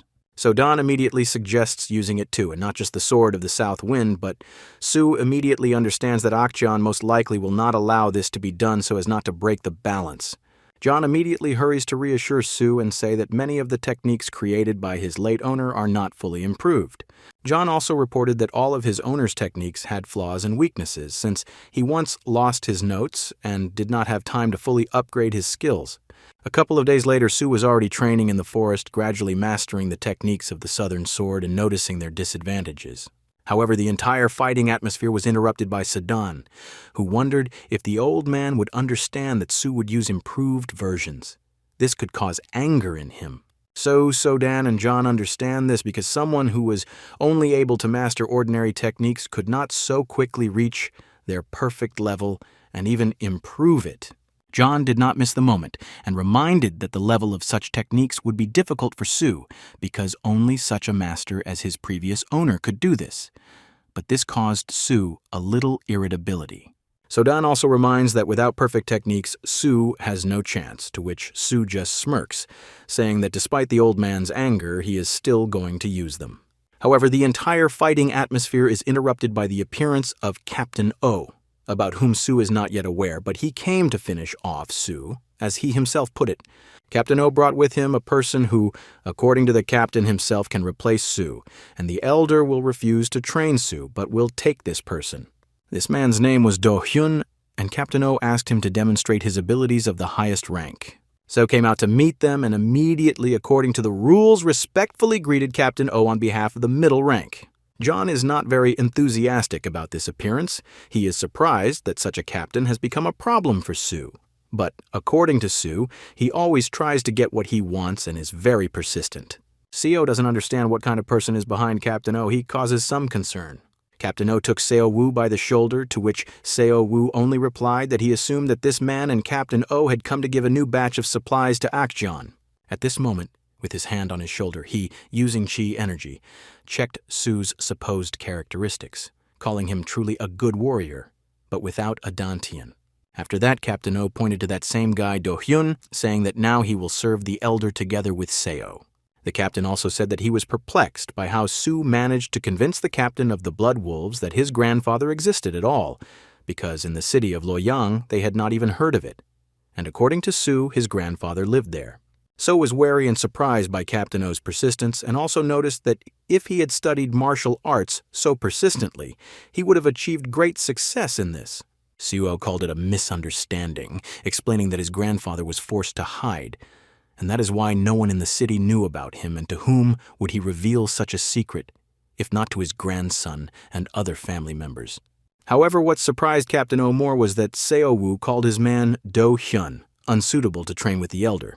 Captain O was very angry about what Su said and said that he would regret his words.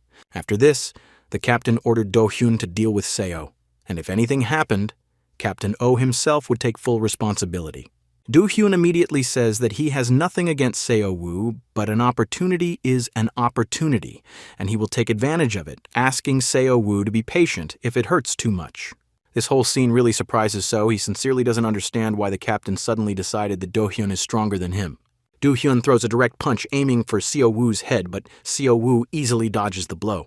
This causes great bewilderment for Do Hyun, and even more for Captain O, who did not expect such a level from Seo Woo. Su also anticipated that this is the highest rank basic technique in the blood cult, which is called Seven Fists. He also appreciated Do Hyun's speed and strength, which is close to ideal. Sao was surprised that having only mastered the second level of the Shining Star technique was enough for him to evade a top-rank attack with ease. However, the fight reached its climax because a second after the blow, Akjeon appeared behind Do Hyun, who was very angry because someone dared to attack his student. Akjeon easily grabbed Do Hyun's head and squeezed it until it bled, so much so that he bent his neck with just the movements of his fingers. This came as a big shock to Su himself, who did not expect such a sharp reaction from his teacher Akjon. Immediately after this, he did the same with Captain O without even recognizing him because Akjon immediately asked who he was and why he attacked his student. Captain O began to explain who he was, but this did not interest Akjon much because he did not care who attacked his student. Sodan well noticed the fact that Akjon immediately easily eliminated 2 people with the highest rank. In Sodan's opinion, even deadly training would not lead So to such a level of skill and strength, which he did not argue with, but agreed. The Su brothers immediately appeared and noticed that Akjong began to train at a new level. However, the dialogue between the brothers was interrupted by the screams of Captain O, who asked to have pity on him, because half-dead Do-yun was lying in blood on the ground. All that the captain managed to shout was that nothing was known about Su, but even this did not become a safe word for Akshon, and he, not caring about the captain's words, hit him in the head with his fist. Just from one blow, the captain felt almost dead, and part of his teeth crumbled instantly. Akshon also said that he had already told the captain more than once that his stories were not interesting, and Akshon couldn't care less about it all. But, for the first time, Akjong noticed how much Su was getting on this captain's nerves, so much so that he even found and brought a replacement for Su. Seo Wu then told Akjong that he had killed 2 of his subordinates at the time of his abduction, which shocked the Seo Wu brothers standing behind him. However, Akshon was not surprised by this. According to him, they themselves were to blame, because they were so weak that they were killed by Su without a dantian, and according to the laws of nature, the weak die first. After his words, Akjong ordered the unconscious Captain O to be taken away and thrown down the cliff, which shocked Seo and his brothers. However, to their surprise, Akjong only suggested that he do it himself, immediately after which the Seo brothers began lowering Captain O. Seo was surprised that Akjong then called the situation unpleasant, and the captain himself a stray dog. After this, Akjong also added that Seo was unlucky, because such stray dogs, if they grab hold of it once, will hold on for a very long time. Without answering anything, Su suggested that his brother help him carry Captain O downstairs if he suddenly got tired. Chwabek agreed, but immediately after that he ran sharply along the rock straight down, shouting to Sao to catch up. But Su himself did not really understand the motive for such actions. Seeing how Su's brother moved, Sedan suggested that he master movement techniques. Su really liked the idea because it would greatly help him in moving around the area. Immediately after his decision, Su asks John's avatar to teach him these southern sword techniques with which he can reduce his body weight and become more flighty. John immediately grabbed Su's hand and caressed her, at the same time talking about how the previous owner of the sword was surprised by such techniques. He thinks Su will definitely like it. Only Sodan, who is already tired of John's perverted behavior, does not like everything. Having finished his dialogue, Su went down to his brother, and by this time, he had already brought Captain O down, although he was very tired. Chwabek decides to leave him halfway and then even thinks about killing Captain O. Chwabek was glad that Su had arrived and immediately told him that he had already stretched his hands to take out his anger on Captain O anyway. As Chwabek says, Akjon meant to finish off this captain.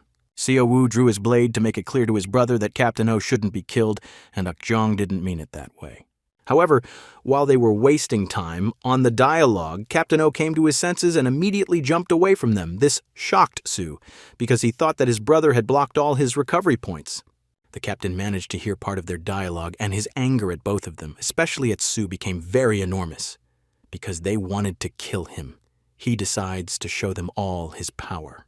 Captain O runs around Su trying to encircle him, but he does the same, and John behind Su notices the fact that Captain O has no idea about Su's true abilities.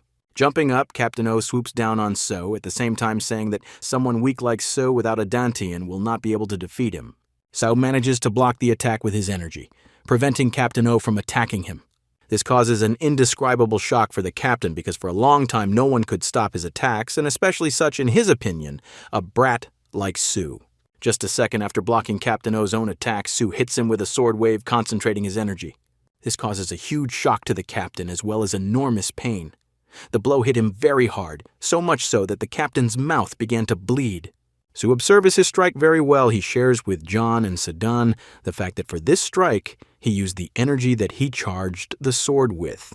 However, John, who had seen many attacks in his life, would not be surprised by such a simple blow. He just kept his guard up.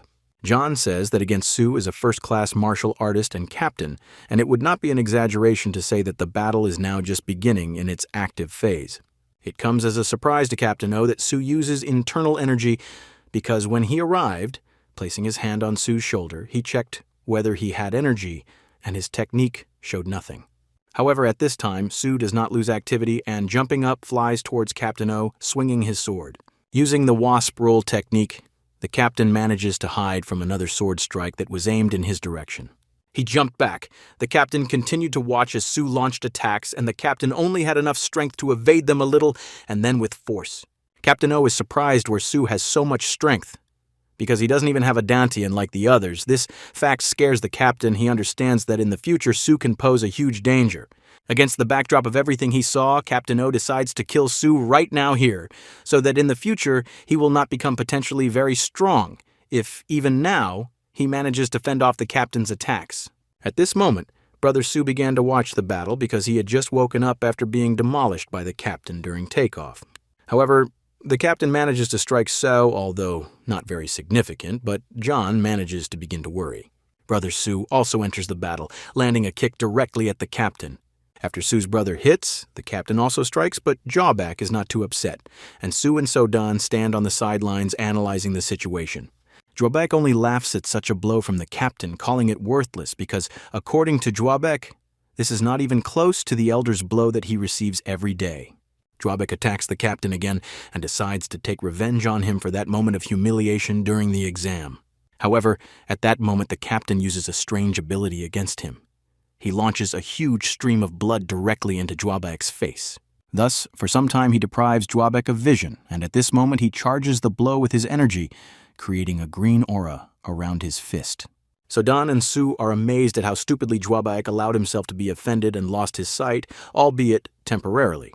However, Su decides to take advantage of this situation. While the captain is distracted, he can allow himself to sneak behind him or strike from the side. Sodan carries out his plan and sneaks behind the captain in order to strike while he is busy with his brother. Although the captain manages to turn around, this does not save him from his fate, because Su's sword manages to end up right in the captain's body. Su hoped that this blow would be fatal for the captain, but he, in turn, suffered, but did not die. Although Captain O manages to stop the blow, part of the sword ends up inside his body, causing blood to flow all over his clothes, and with his other hand, he manages to grab Su's hand, which is holding the sword.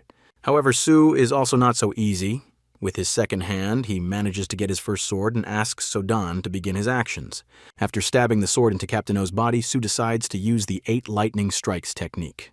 However, this also does not work. Releasing the sword in his body with one hand, the captain blocks with his fingers Su's blow, which he tried to deliver, only slightly injuring the captain's fingers. The blow can be considered a failure. Su was shocked by this, as he did not think that the captain had so much energy to block all attacks. However, Su also understands that he has only reached the 2nd level of techniques, and this may not be enough to defeat such a person as the captain. Captain O begins to grin at Su, saying that he has run out of tricks and he can no longer do anything against Captain O. The captain clashes with Su again, and Sodan asks Su to grab the sword and try to strike again to win. However, this is all interrupted by Brother So, who with his jumping foot smashes the captain's face until it bleeds, thereby possibly saving his brother from a terrible fate. However, everything turns out much cooler, because Su managed to substitute the sword of the Avatar Sodan. Thereby, with his foot, Jawback not only struck, but substituted the sword and cut through the captain's hand and head. Sujan and the others rejoice at the victory and also understand that they won with the strong help of Jawbaek. If not for him, the outcome of the battle would have been completely different and very sad, because one-on-one So would hardly have been able to defeat the enemy this level. Instead of joy, Jawbaek himself feels anger. He doesn't like that this Captain O managed to spit blood in his face during their battle. Seo Wu is shocked that Jawbaek is not at all concerned about defeating a top-notch martial artist and captain, but is more interested in the fact that Seo Wu now owes his life to him. Jawbaek heard that he will soon have to fight with Su. He asks Su himself about this, and also reports that fortunately Jawbaek was able to defeat this captain, and now he will become his official student. Jawbaek reports that Seo Wu should forget about any request to Akjeon, because in their future confrontation his brother will clearly win, as he himself believes. Su in turn decides to set an interesting condition. He offers the one who loses in a future fight to become the slave of the one who wins. Drawback in turn seems to agree, but does not give a clear answer and, thanks to the techniques, goes back upstairs. Although he calls his brother a bastard, he is pleased with the fact that in the future he may have a chance to get two twins as his slaves. Immediately after this, Seo calls John and asks if it is true that Akjeon managed to improve his moving technique much better than his previous deceased owner. John confirms that Akjeon is the best in this technique, and this motivates Seo Wu to start studying it, possibly having thoughts of surpassing Akjeon in it, thereby surprising him. By this time, Drawback had already managed to return to Akjeon and report that his request had been fulfilled. However, Akjeon immediately grabbed him by the head and asked where he lost Seo Wu along the way, to which Drawback replied that he was too slow and was trailing behind. Drawback also informed Akjeon that Seo Wu had not learned movement techniques at all, as a result of which he would only be there in 35-40 minutes, despite his desire to hurry. But by the time he told his story, Akjeon had noticed that Drawback was breathing strangely. He grabbed him by the head and immediately said that he had an internal injury, and after that he asked the question, "Who really killed Captain O?" With a smile on his face, Akjeon pretended to believe it, saying that it must be Drawback who would have the decisive blow in this fight. By this time, Seo had already arrived at the place, and having interjected himself into the dialogue between Akjeon and his brother, he received a question from Akjeon. Did the captain beat him up? Seo's first words were the news that he had eliminated Captain O, as Mr. Akjeon had requested. Hearing this, Akjeon squeezed Drawback's head tighter and announced that from now on the training time would be increased. Afterwards, Drawback began to make excuses and say that Su only helped him. However, Akjeon didn't believe it and sent Drawback flying into the wall. After hearing this, Akjeon told Su to either continue the story or fail, but Su decided to ask a question because he became interested in one point about Akjeon's wish being granted if he defeated Baek. Seo asked as a gift if he defeated Baek to teach him the same movement techniques as Akjeon, which caused him to grin a little. Although Seo Wu's request seemed arrogant, Akjeon agreed to it and promised to teach him his techniques if he won. Sedan drew attention to the fact that he quickly agreed to this. Following this, Akjeon also added that Seo Wu and the brothers have 3 months left, after which the fight will take place. However, Akjeon reminded that if he loses in front of his brothers, he will punish Seo Wu very much and asks not to forget this. Seo Wu said that he remembers it and thanked him. He said that Seo can take his leave and the old man himself still has to train with the Seo brothers. Seo himself thanked him for this. And also in his thoughts, he already imagined Akjeon teaching him his movement techniques. After some time, John and Su decided to discuss the situation a little during Su's morning bath. John was interested in how Su felt when using second-level techniques, but Su stated that he defeated Captain O only due to luck and good condition. He also added that most likely the first attack was so light, due to the fact that Akjeon managed to inflict minor injuries on the captain. In response to this, John says that his previous deceased owner would have killed this captain with one blow because his skill in technology was higher. Su is again surprised that John compares him with the previous owner of the sword. Sedan's positive attitude saves the entire dialogue. She encourages him and tells him that now he can concentrate on training. Seo Wu turns to training because after seeing his brother's abilities in the fight with Captain O, he realized that he should train even harder in order to definitely win and gain access to training and movement techniques from Akjeon. However, today he continues training with the movements of the sword, according to John. It will make a lot easier, and thanks to pumping up this skill, he will be able to use the sword as a toy. Meanwhile, Akjeon trains with his brother Seo Wu, improving his skills for the upcoming fight. Akjeon complains that Baek can't fight properly, even though Akjeon himself personally showed him the Shining Star technique. Baek himself tries to justify himself by saying that his fight with Su, whom he considers a strong enemy under Akjeon, is why he needs such training. However, Akjeon doesn't want to hear anything and hits Baek on the head with a stick so that he stops talking nonsense and starts training. Akjeon begins to tell Baek that Su learns everything himself thanks to a couple of books, and based on this, he manages to surpass Baek and get out of the battle with the captain without being damaged. However, Baek wants to answer the old man by telling him what he personally saw about how Su was injured in battle. Akjeon immediately tells Baek that he knows how to see serious injuries, and after returning from the fight, Seo Wu had none. Akjeon tells Baek that because of his pride, he cannot achieve the power of Su, and when fighting the captain, he needed to pay closer attention to his brother's actions in order to gain the same level of skills as him. Akjong continues to scold him, saying that he could not take advantage of such an opportunity that he had prepared for him on a silver platter and presented it to him. The humiliations and remarks that Akjong directs towards Baek increasingly motivate him to defeat his brother Seo Woo to prove his strength, as well as fulfill the promise he made to himself in the exam. Akshan is surprised that Baek then asks him to show him the technique again and teach him because Akshan beat him so many times during training, but Baek is not going to give up, even though he is lazy. Baek is motivated to the limit and says that all these hits and beatings from Akjeon are just part of his training. He is Song Ja Baek, and he will defeat Seo Illoyal. Although Akjeon liked Baek's speech, he struck at him right during this speech without listening to the end.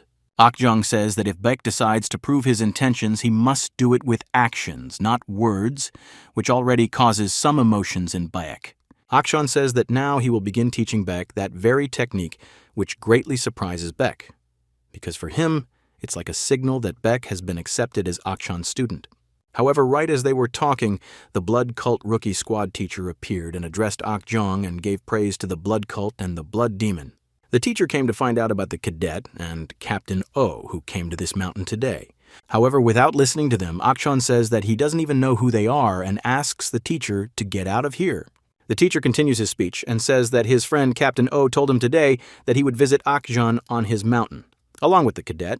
However, here, Akshon raises his entire aura, and in a beautiful stance turns to the teacher with the question of why he is bothering him on the matter of some ordinary captain.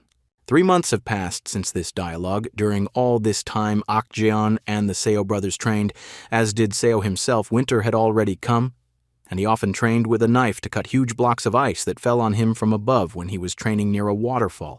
Even after all this time, John makes frequent comments to Sue, saying that he still makes mistakes and his posture is not always straight, but Sodan encourages Sue, saying that these are small things.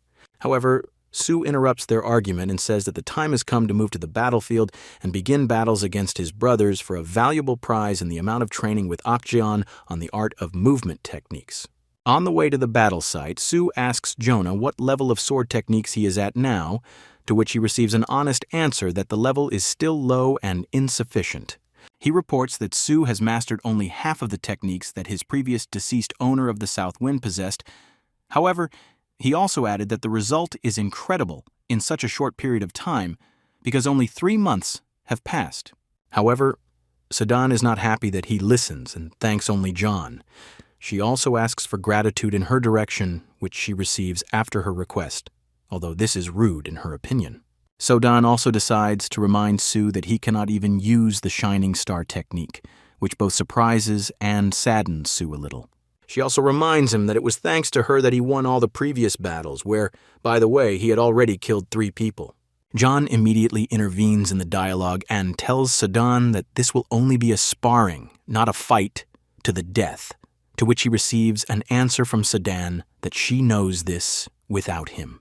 So shuts both of their mouths and then asks John if he can win today, if he has enough skills and knowledge to win today. John says that Sue has perfectly learned several techniques and brought them to perfection. John advises him to concentrate his attention on these 3 instead of a huge number of other techniques that he knows, but has not perfected. Walking to the battle site, Sue clutched Sedan in his hands and continued to communicate with John about his chances of victory. John assures him that Sue is quite strong to defeat his brothers. Sue thanks Sedan and John for their help in everything and promises to make every effort to defeat the brothers today. After some time, they arrive at the place. Everyone around is frozen, and only Akshan sits on a rock, meets our hero and tells him that he somehow came too early. Akjong says that Seowu already deserves praise for not running away, but Akshan then asks if Seowu is ready for battle. Sue responds to this rather brutally, saying that he will only be able to answer this question after the battle is over. However, here, Sodan asks our hero and John to pay attention to something ahead. The Seo brothers appeared behind Akshan, one of whom became bald, and they both became much more pumped up and outwardly strong. This causes some confusion for Sue, who also says that he calculated such a change after training with the old man. Immediately after this, Akshan established the rules, and they were simple in his opinion. The first rule was that you cannot surrender, and the second was that the battle will end when one of the sides loses the opportunity to fight. He also says that deaths in battle are not prohibited. Therefore, the battle will not be stopped due to injury, which causes some shock to our hero. Fortunately for Sue, this is not a 2 versus 1 fight. Baek will face Sue in the fight. However, during this time, Baek managed to pump himself up. On his hands were huge metal gloves right up to the elbows, which were already instilling fear in his opponent. Baek says that these gloves play the role of balance because it would be unfair if Sue fights with swords in his hands and Baek fights with his bare hands. After this, Seo drew his sword and also learned from Baek that Akjong himself used these gloves in his youth.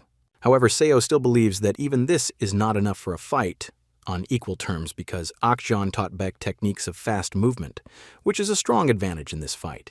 However, this all only infuriated Baek because he believes that he can easily defeat Sue himself, and all this is just baby talk. "Let's go!" Baek shouted, which was tantamount to the start of a fight, and immediately after that Baek rushed to meet Seo. Sue said that it was readable and decided to take advantage of being a swordsman and attack from a long distance before Baek could get close to him. So did as he intended, immediately after which he used his tiger smash technique to attack Baek from a distance. However, Baek manages to raise his hand to stop the blow, which comes towards Seo.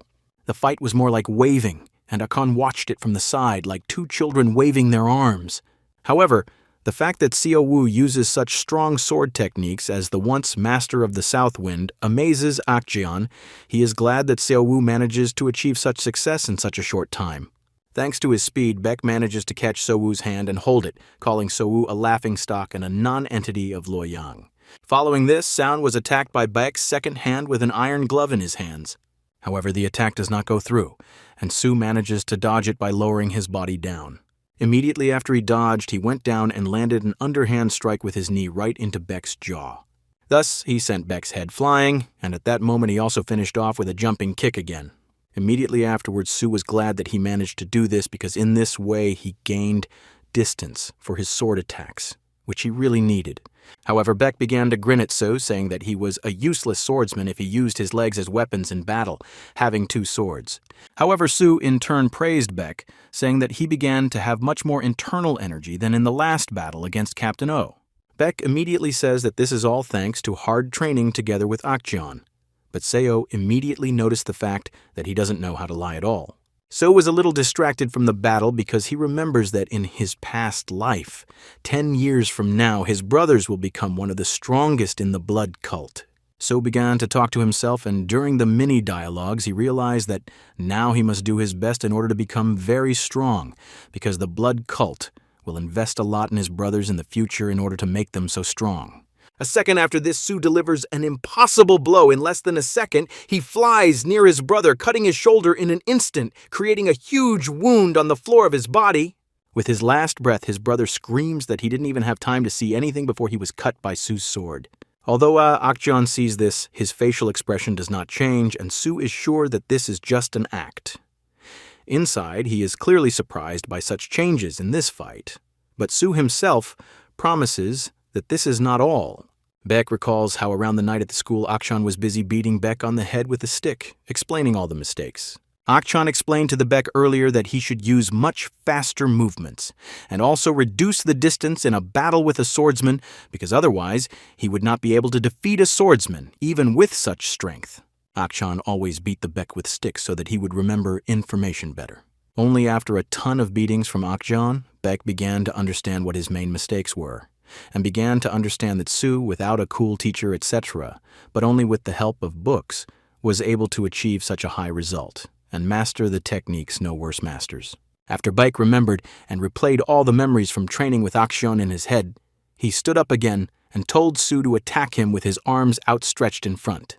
So Dan and Sue are greatly surprised by the fact that Baek stood up and was able to continue fighting, because previously he cried from one scratch, and now he shows such a level of resilience.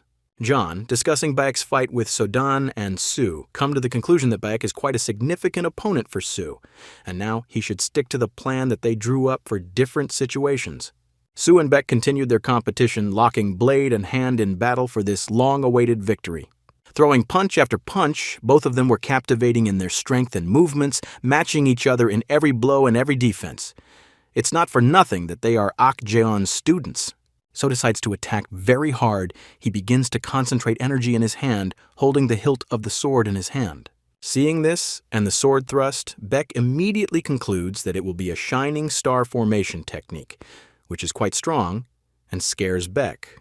He turns out to be right, because our hero does exactly that, but Beck tries to stop even an attack of this level with his own hands, also collecting energy. However, Seo still manages to inflict some wounds on Beck's body, down on his arm.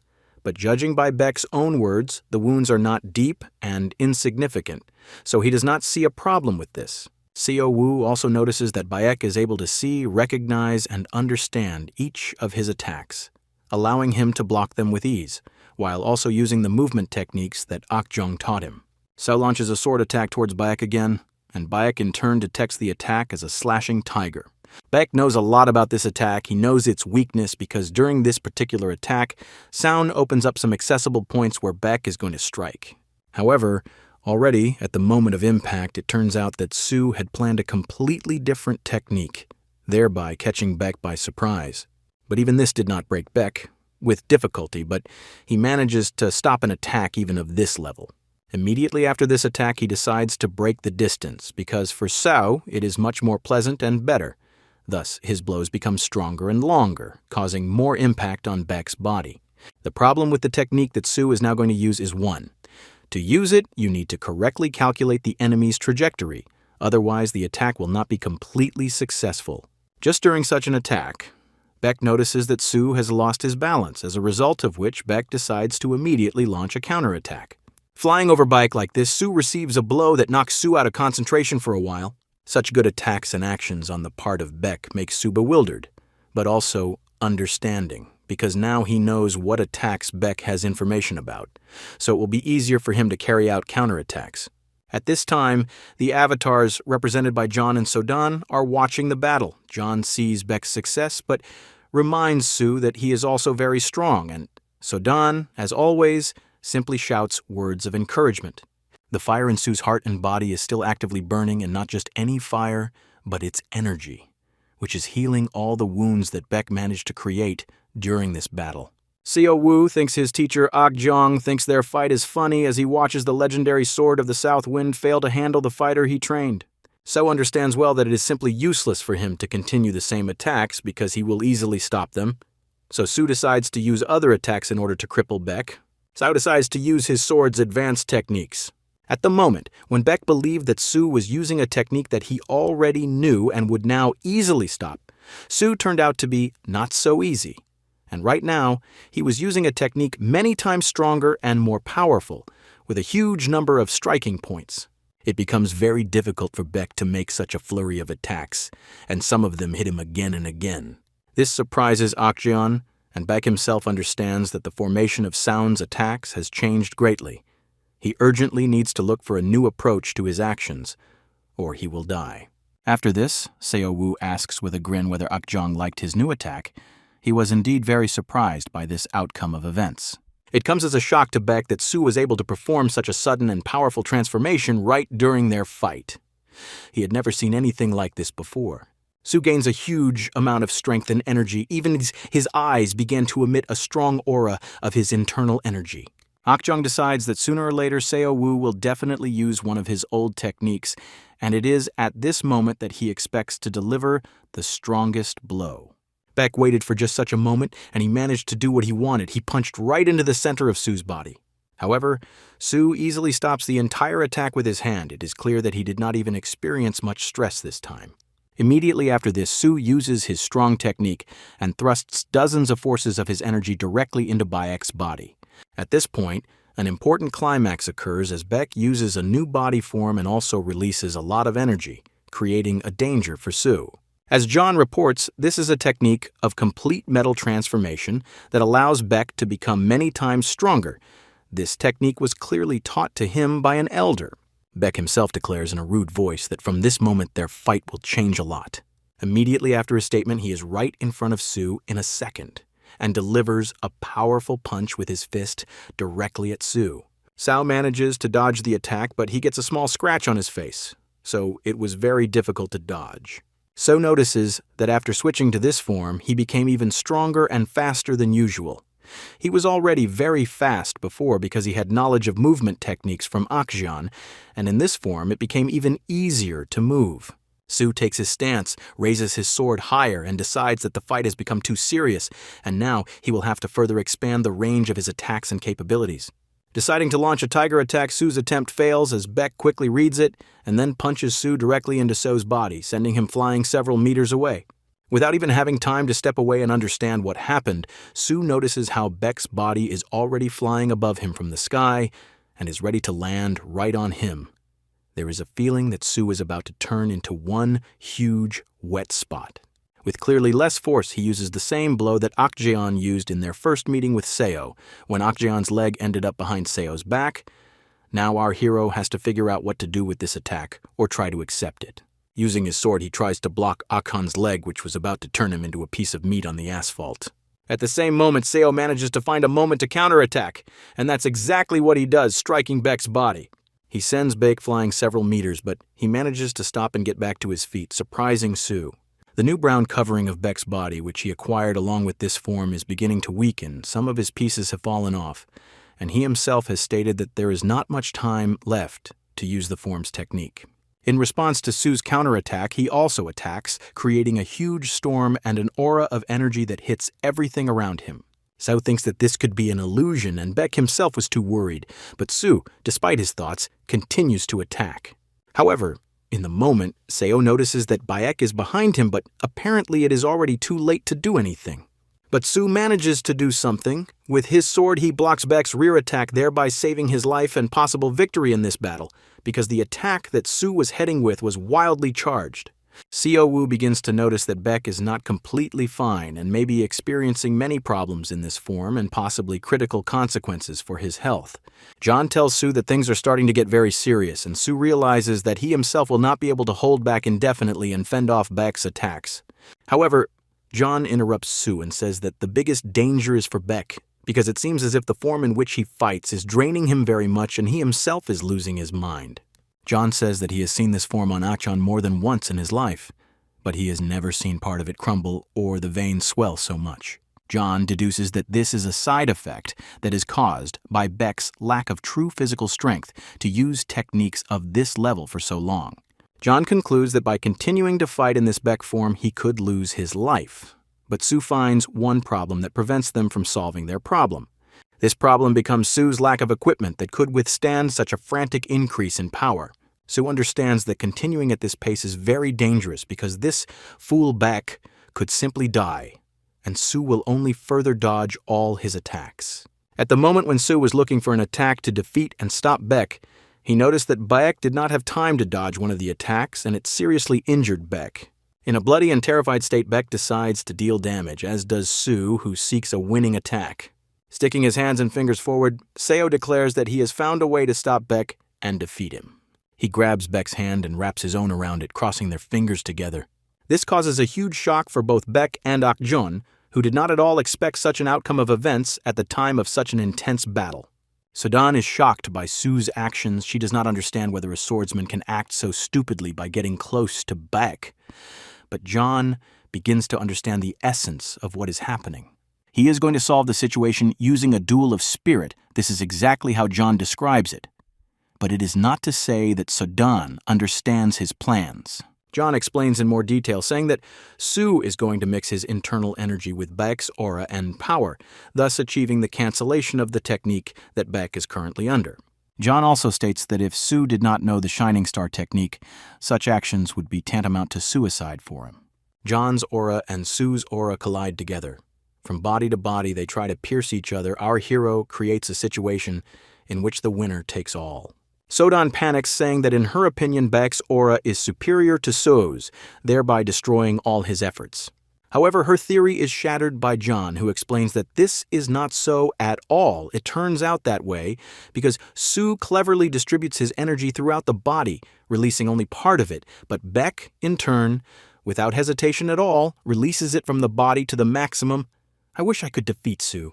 For Sodan and John, their battle became a real interesting spectacle because at the end is not just the fulfillment of wishes by Akjeon, but the whole story of two brothers and the enormous efforts that they spent for several months. and now pour into each other, but Sudan and John are confident that victory will be for Sue. And only after some time one can notice that Beck really began to lose energy greatly, and his body began to dry out and collapse, thereby losing its massive form. However, at the moment their fight is interrupted by an elder who burst into the duel in order to separate the fight between the two brothers. Unhappy with this outcome, Seo immediately tries to find out why Okjong decided to intervene in their battle and stop it in this way. After which, Okjong asks with a grin if this is their gratitude for the fact that he separated them before their energy was completely depleted. Okjong continued his speech by declaring that the fight would be annulled since both of them had been unable to defeat each other for a long time. Seo was very surprised by this outcome because he did not expect this to happen at all, and made every effort to gain the status of winner in this fight. However, here comes an interesting question. From Okjong's side, he asks Seo Woo why he didn't use the technique he gave him earlier in the recordings. Seo's explanation is that the technique had a glitch, and he is too weak and inexperienced to use secret record-level techniques without experience previously in battle. However, Okjong immediately asked who prompted Seo to do this, to which he received the answer that no one could penetrate these lands, therefore no one could do it, except of course 2 avatars who were already smiling contentedly from behind, but about them, Seo Okjong didn't tell. Okjong turns to Seo Woo and tells him not to be arrogant because he still sees his weak points. But Seo Woo understands that the weak points that the elder is talking about are those points that he left so as not to give himself away. Seo Woo also asks about the weak points of the Sword of the Southern Sky, but receives only the expected anger of Okjeon because he does not like dialogues about this sword.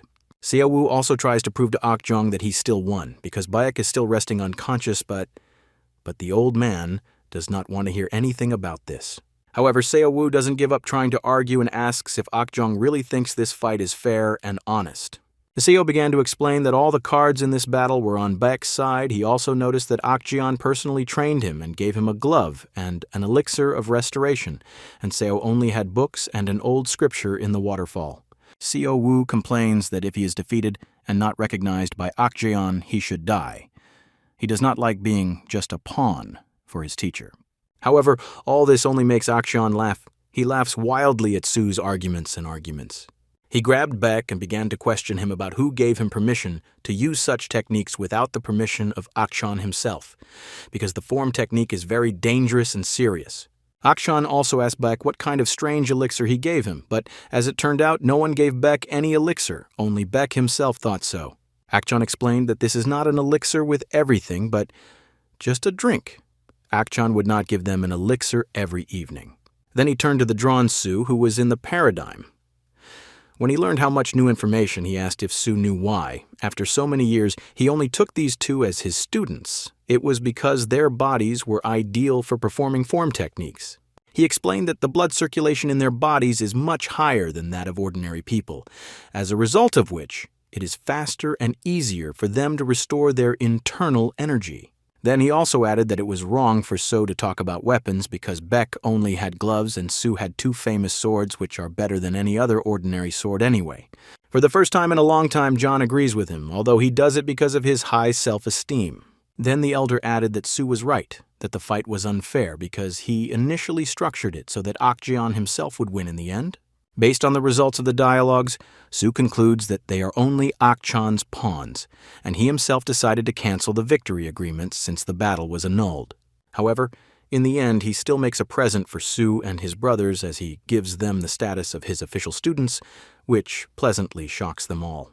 He decides that they really do have martial arts abilities, saying that people like them can even learn to fight with a bone. Seo Woo and the others thank him, and Okjeon himself asks them not to die at least, but rather to become outstanding warriors. John says that this would not have been possible without Sue's assistance and cool abilities, and Sudan also agrees with this, saying that without cool swords and the ability to speak with them, nothing would have happened. However, Seo Woo decides that since they have officially become Okjeon's students, he has the right to ask a rather harsh and arrogant question. He asks if Okjeon will now teach them his techniques. Okjeon says that he has already repeated that the technique of such a fast and powerful transformation is only available to twins because they have very fast blood circulation. Okjeon also adds that he would rather not teach Seo Wu fighting techniques, but rather teach him to be better at wielding a sword and handling different sword techniques. Akshan tells Su that he uses the techniques and sword of the legendary fighter of the South Wind, who was Akshan's only tall and worthy opponent. Su, of course, knew this, but for the sake of truthfulness of the picture, he made a surprised face. John does not immediately understand this and thinks that he forgot to tell Seo Wu about this, but Seo Dang explains that Seo Wu is simply lying to Akjong. Sedan tells John to get used to it because Su's entire existence here is based on his endless lies. Akjong tells Seo that after the death of the Master of the Southern Sword, he became the one who knows the Shining Star technique best of all and will help Seo master it properly. Su understands that he doesn't really need Akchan's help in this matter because there is an avatar of the sword in the person of John. But then, Akchan also adds that he will help restore Su's Dantian. John and Seodong don't strongly oppose Seo Wu becoming Akjong's student, leaving Seo Wu with no doubts. When Seo Wu realized that Seodan and Zhou were okay with it, he decided to officially become Akjeon's student and greeted his teacher. However, Beck appears and asks what will happen to him and his twin brother in this case.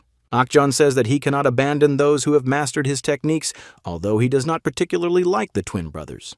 As a result, the old man decides to continue the education of the twin brothers, which makes them very happy. After which, Beck also greets his new teacher, and his twin brother repeats after him. Su also rejoices, calling his brothers his new comrades and newcomers in this matter, because he was accepted a minute later than Su.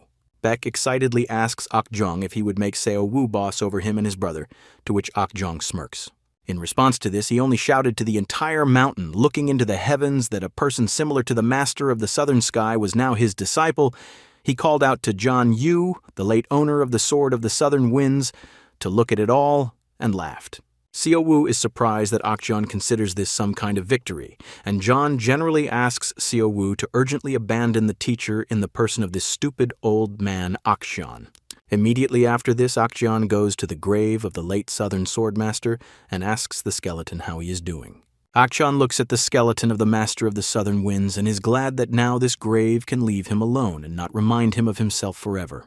However, one moment still worries John, and speaking, literally, with a corpse, he asks who killed such a master like him because even Akjeon himself could not defeat him.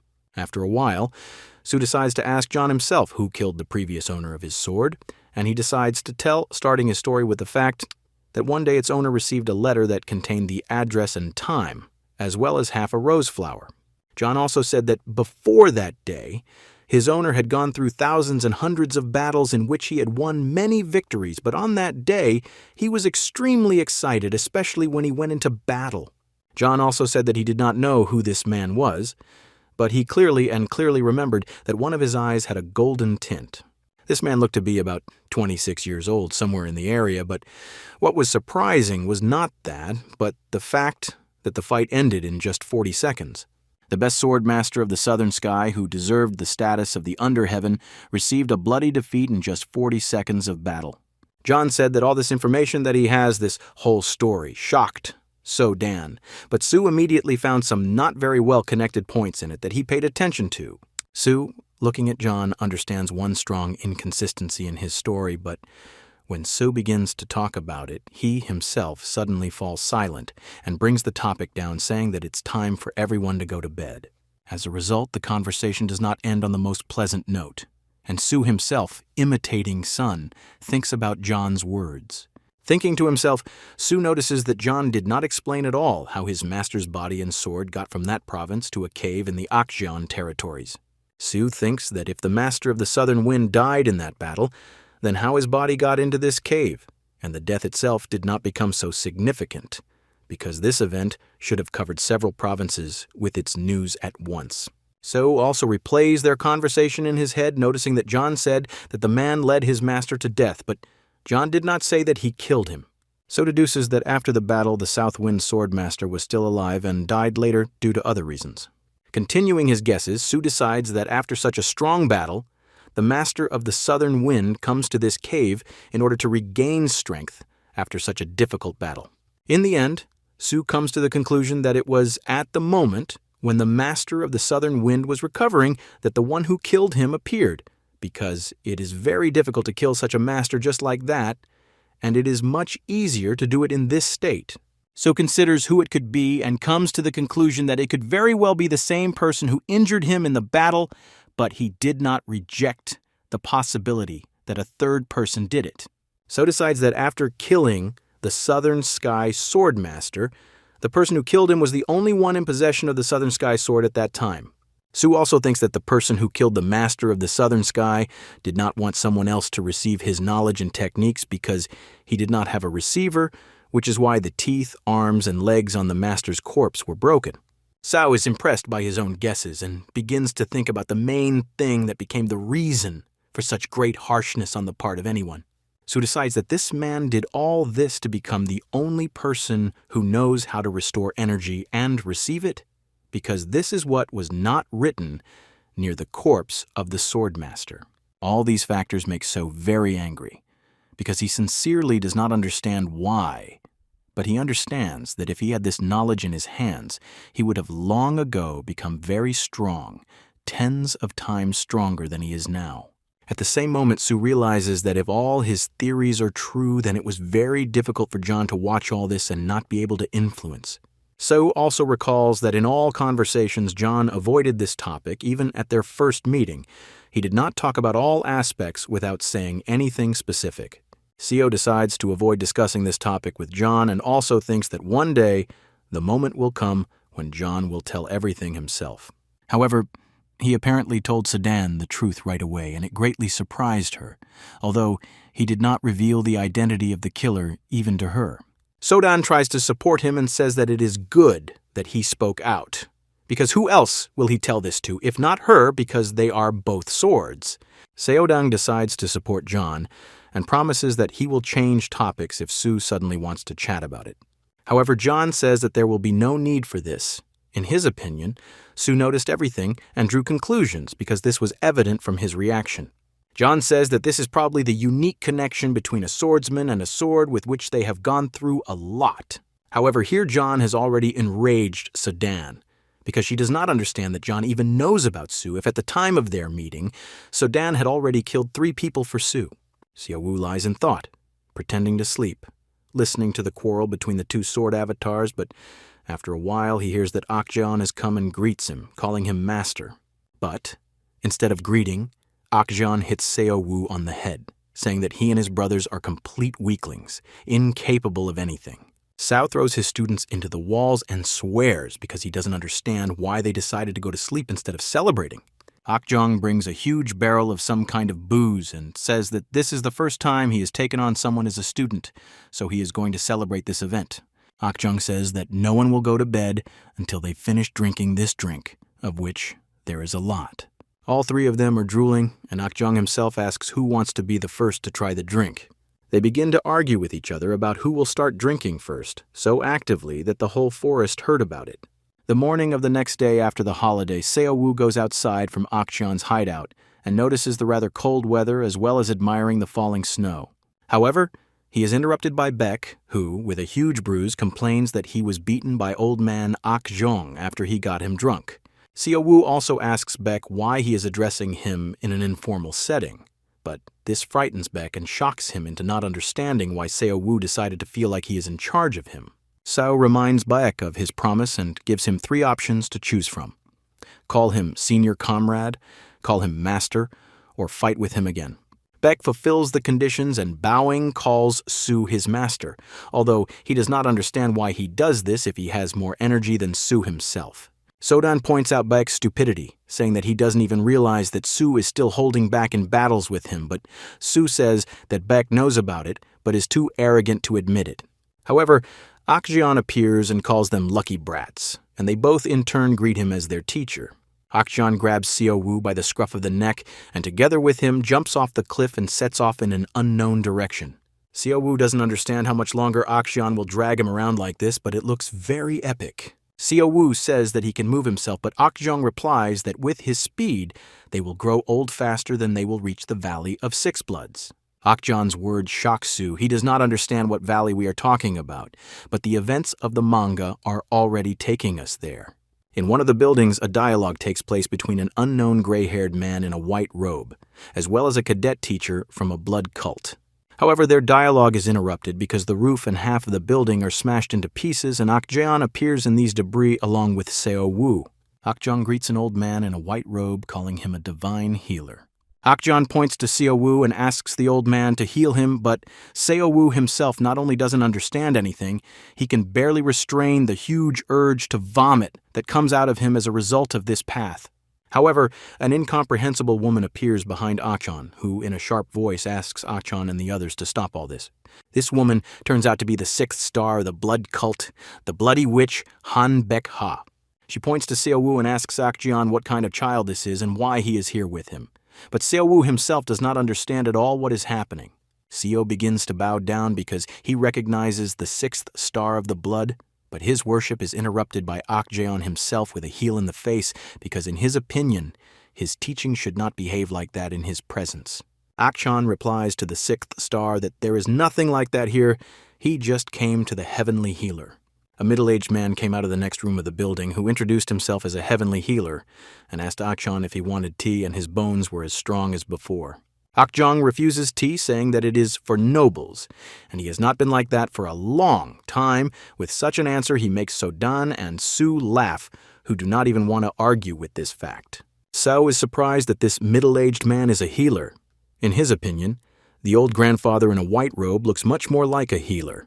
Akjeon immediately decides to get down to business, asking the healer to heal Seo Woo's energy core, and in return, Akjeon promises to give the healer his nameplate, which he says could be very useful to him.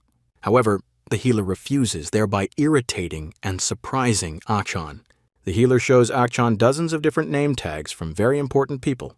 Sue notices 4 nameplates among them, which belong to the Central Plains Killers. Seo realizes that Akjeon's nameplate is nowhere near those of those who stand at an unattainable level of excellence and are the best at what they do in the entire world. The healer also says that restoring the Dantian is not a matter of life and death, so he can wait a little longer. The healer says that he cannot step away from working with important personalities and take Akjeon's student instead, especially when the issue is not so important. However, Sue focuses more on the question of what shadow of a person is behind the healer, who it is, and who he is healing. Akjeon says that the healer's words about the issue of life and death made him laugh, because if Sue does not become stronger and this requires a Dantian, then Akjeon himself will kill Sue out of pity for such a brat. Akjeon, squeezing Seo Woo's head, threatens the healer because how can he call him a doctor if he can't save Seo Woo's life now? Akjeon also offers to split Seo Woo's skull because, in his opinion, a healer of this level is capable of patching up even such wounds. However, this does not surprise the healer at all. He only said that he was sorry that the fate of Akjeon's first student would end this way. After throwing Seo Woo at the blood cult cadet teacher, Akjeon focuses on the healer and angrily asks how he dares to ignore Akjeon. Akjeon threatens to get rid of the 6th star of the blood cult because she is a patient of the healer, and it will be important for him if such an important patient disappears. However, even Akjeon tenses up at the moment, interrupting his monologue and threats. Seo Woo notices that not only Akjeon, but also everyone else fell silent. They suddenly fell silent and stopped talking, but they caught some kind of shock effect. Seo notices that the throat of the blood cult pole star is vibrating, but she herself is silent. He suspects that together with Akjeon, they communicate using some kind of vibration technique. Akjeon asks everyone else to wait outside the door for them and leave the room. Together with the cadet student, Sue leaves the room, going out into the street, but turns around in bewilderment. He still does not understand who the healer is treating in that shadow. Akjeon asks the 6th blood star if this is true, but does not specify what exactly he means, but his face is tense. He also adds that if this turns out to be a lie and not true, then the 6th star will answer for it with his own head. The 6th star fills Akjeon that she was telling the truth and he shouldn't worry. Seo Woo understands well that most likely the doctor is busy with someone very important, because even Akjeon cannot disturb this person, although he is strong and has the status of an elder. Avatars of Swords, John and Sadan asked Sue who he thought was now at the healer's reception. But Sue himself did not know. He was thinking about the cult leader, but he was already dead. It is not known to whom Akjeon could show such high respect. John jokingly says that asking Sue such questions is stupid because he cannot know. But Sedan reminds him that he was reborn and remembers information from a past life, and only at that moment does John realize that at that time it was not a stupid joke by Sedan, but a real fact. So didn't wait long for Sedan and John to finish their negotiations and decided to go find a kitchen to drink and refresh himself. So went to look for a kitchen, and when he entered one of the buildings, he thought that this was the one he was looking for. However, before his eyes there was a girl who was stuffing herself with food, mostly meat, and did not even pay attention to the fact that a stranger had entered the kitchen. Sao wished her a bon appetit, and at that moment she noticed him and at the same time was very surprised as if she was the only one who could come here. Her reaction was frightened by Sue, and he immediately ran away, slamming the door behind him.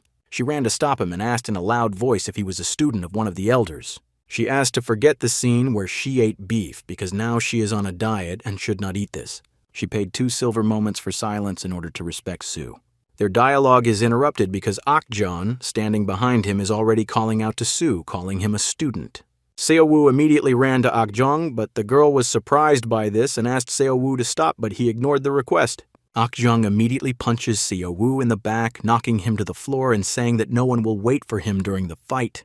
Akjong immediately began a mini-interrogation, asking where Seowoo was and what he was doing, and immediately received an honest answer that he was just looking for a place to drink water. At that moment, Sue heard the voice of this girl in his head, but her lips did not open and no one else heard. But the aura around her body clearly appeared. She asked him not to tell anyone about her. 6th Bloodstar praised the relationship between Akjeon and his student, and also called it good. Looking into the eyes of the 6th Bloodstar, Sue again felt strange emotions and enchantments in his head that seemed to hide him. Akjong immediately rushed to close Seo's eyes, saying that he was too weak and inexperienced to look into the eyes of such a strong woman.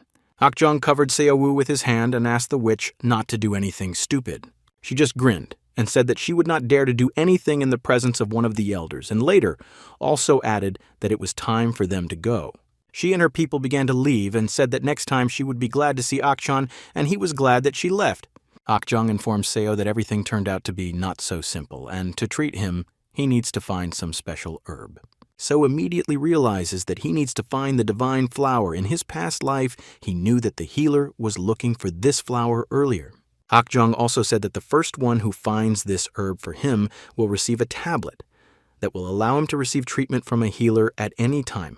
But Seo does not understand how they will look for this herb in the winter. However, Akjong pleases Seo-woo by saying that he knows where to find this flower. The main problem is that that young lady does not interfere in all this. Akjong says that now he will tell Seo a secret that he must keep because it is very important. Akjong reports that the girl who is the 6th star of the blood cult is not only a star, she is also the granddaughter of the former leader of the blood cult. Seo-woo later told Sedan about the importance of the information that Akjong provided him because previously there had never been such a strong monopoly of the blood cult. So reveals that previously one man, the first leader of the blood cult, united many sects and organizations into one, creating a huge cult known as the blood cult. Then the world's most powerful individuals and organizations united together to defeat the leader of the blood cult, the blood demon. However, in one of the battles against very strong enemies, he could not stand it and died right in the battle. Then his opponents began to destroy his family members one by one in order to prevent the restoration of the cult.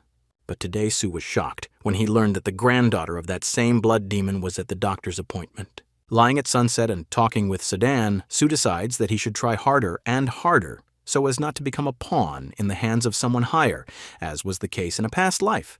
But his stream of thoughts is interrupted by Sodan herself. She suddenly became interested. Is he really going to go look for that very grass? Sao decides to start searching for the herb, because in this way he will not only regain the power of the Dantian, but also gain good acquaintances and a reputation in the person of such a powerful healer. Seodang encourages Seo-woo to go look for the grass right now, but he clearly states that it just doesn't make sense.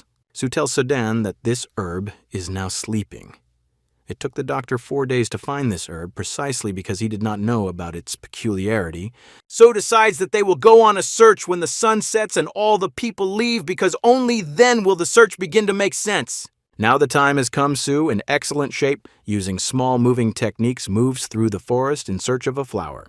Right during his search, he is disturbed by John, who is clearly about to tell Sue something not very pleasant. Xiao says that he already knows everything, and together with John they turn around, noticing that some girl is flying behind Xiao. Sue asks John to tell him who is chasing him, to which John replies that it is the same girl who was at the food warehouse this morning. The most amazing thing for John is that she moves almost at his speed and catches up with him. This shocks Sue, because he does not understand how with her ordinary female body it is possible to gain such high speed. So decides to somehow slow her down, but he does not intend to harm her. He directs his sword technique directly into the snow, thereby creating a curtain of snow behind him, lifting the snow up with air, which shocks this girl who is still flying behind him. Sue stops and decides to climb the bamboo, thereby hiding from this girl and moving away from her persecution. Sue does just that, rejoicing at his plan. He is ready to take off from the ground and fly up onto the bamboo.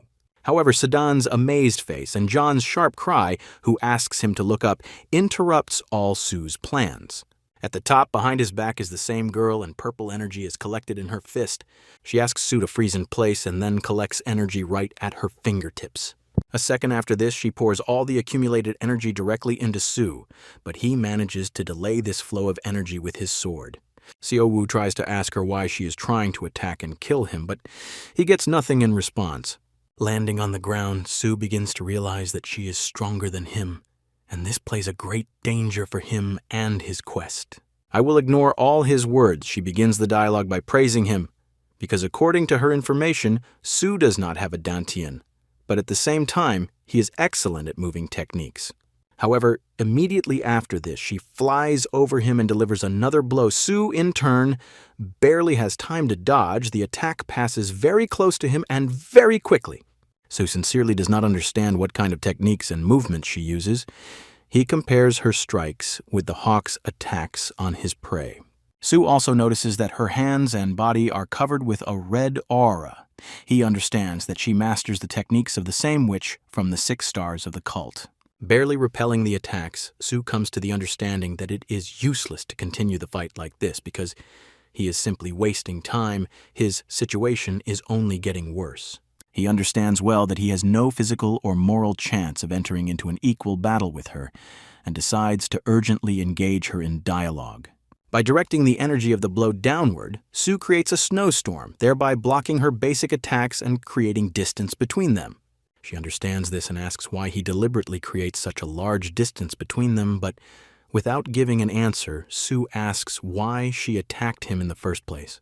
She stopped her attacks and told Sue that she found it suspicious that he ran away somewhere in the middle of the night, but Sue was shocked by this answer. In his opinion, it was clearly not worth killing him for this. However, when asked why she cared where he was going, she replied that she knew that Sue knew where to find the herb for the doctor, which shocked Sue himself even more. Sue doesn't understand how she knows this, and in the classic way, he starts looking at the fool, saying that if he went looking for grass, he wouldn't do it in the middle of the night. She informs him that he should not be afraid of her. Her name is Haiyung, and she is a student of the Blood Pole Star, and she is a friend of the doctor. Xiaowu immediately tries to merge with all the dialogues in a walk with Haiyung, but she notices this and asks to take her with him on a search for medicinal herbs.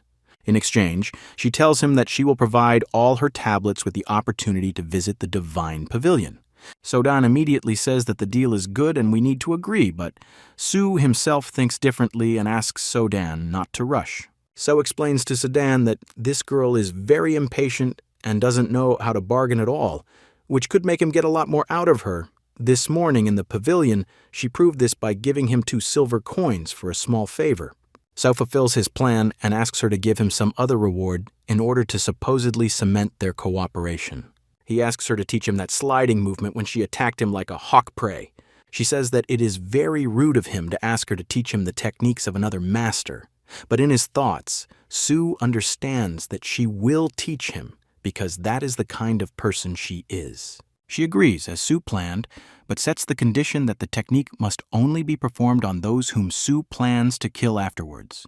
Xiaowu, Sodan, and John decide that she really wants this friendship if she agrees to such far from equal conditions. She also makes a remark to Sue saying that he spends too much energy on movement techniques, and as a person without a dantian, it is dangerous for him to do this because he could simply die. However, Sue does not stop being impudent and asks her how she even managed to understand that he was looking for this herb. Her answer and explanation were simple. She only had guesses because on the day while everyone was looking, Sue was not there. And when everyone left and night came, he immediately left. The second main guess is that Sue confirmed all her guesses with his question, that's all.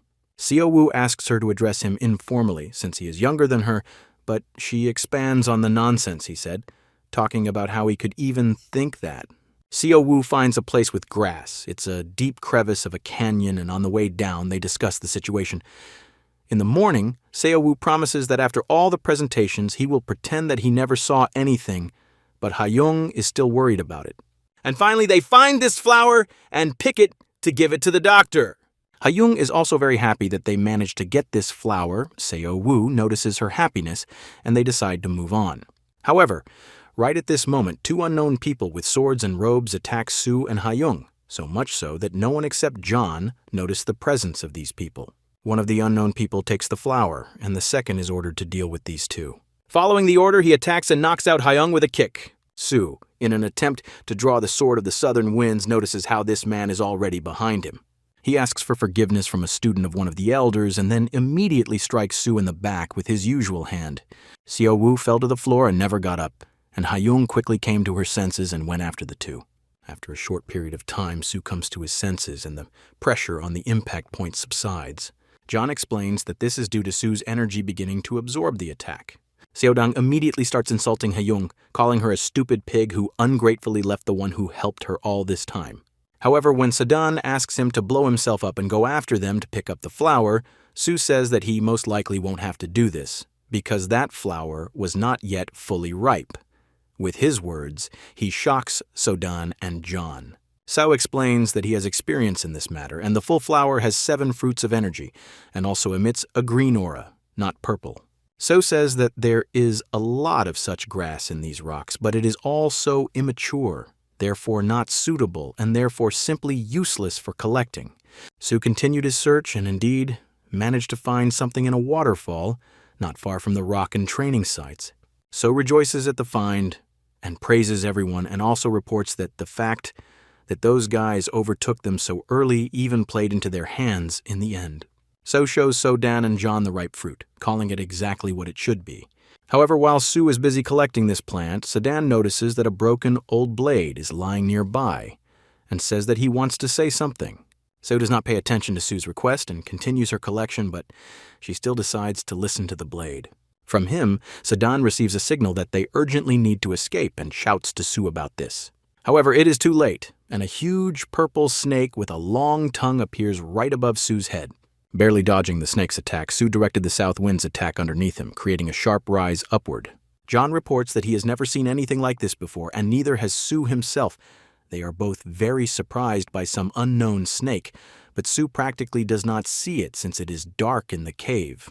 So says that it is almost impossible to fight. Since it is dark in the cave, he cannot see anything in the dark at all. Sao tries to leave the place, since he collected the flower, and there is no point in staying here anymore, and also fighting this snake. However, this snake also heads towards Sue, although it bears little resemblance to a snake, because in its central part it is like a person. Sodan reports that Sue should leave quickly because she is already behind, but John says that there is no time to leave. According to John and Sodan's description, Sue tries to attack this snake in the dark under their dictation. This entity also does not stop and reaches out its paw and tries to grab Sue. So manages to land a blow. He uses the second form of a shining star and hits the center of the body of this entity. Sue realizes that the attack was successful, and the entity in question collapsed to the floor. Sao does not understand what kind of creature this is, but he is very pleased with the fact that he manages to attack it and harm this entity. John advises Sue to deal damage right now while this entity has not yet come to its senses. Sao decides to destroy this creature so that this does not happen, and goes into active action.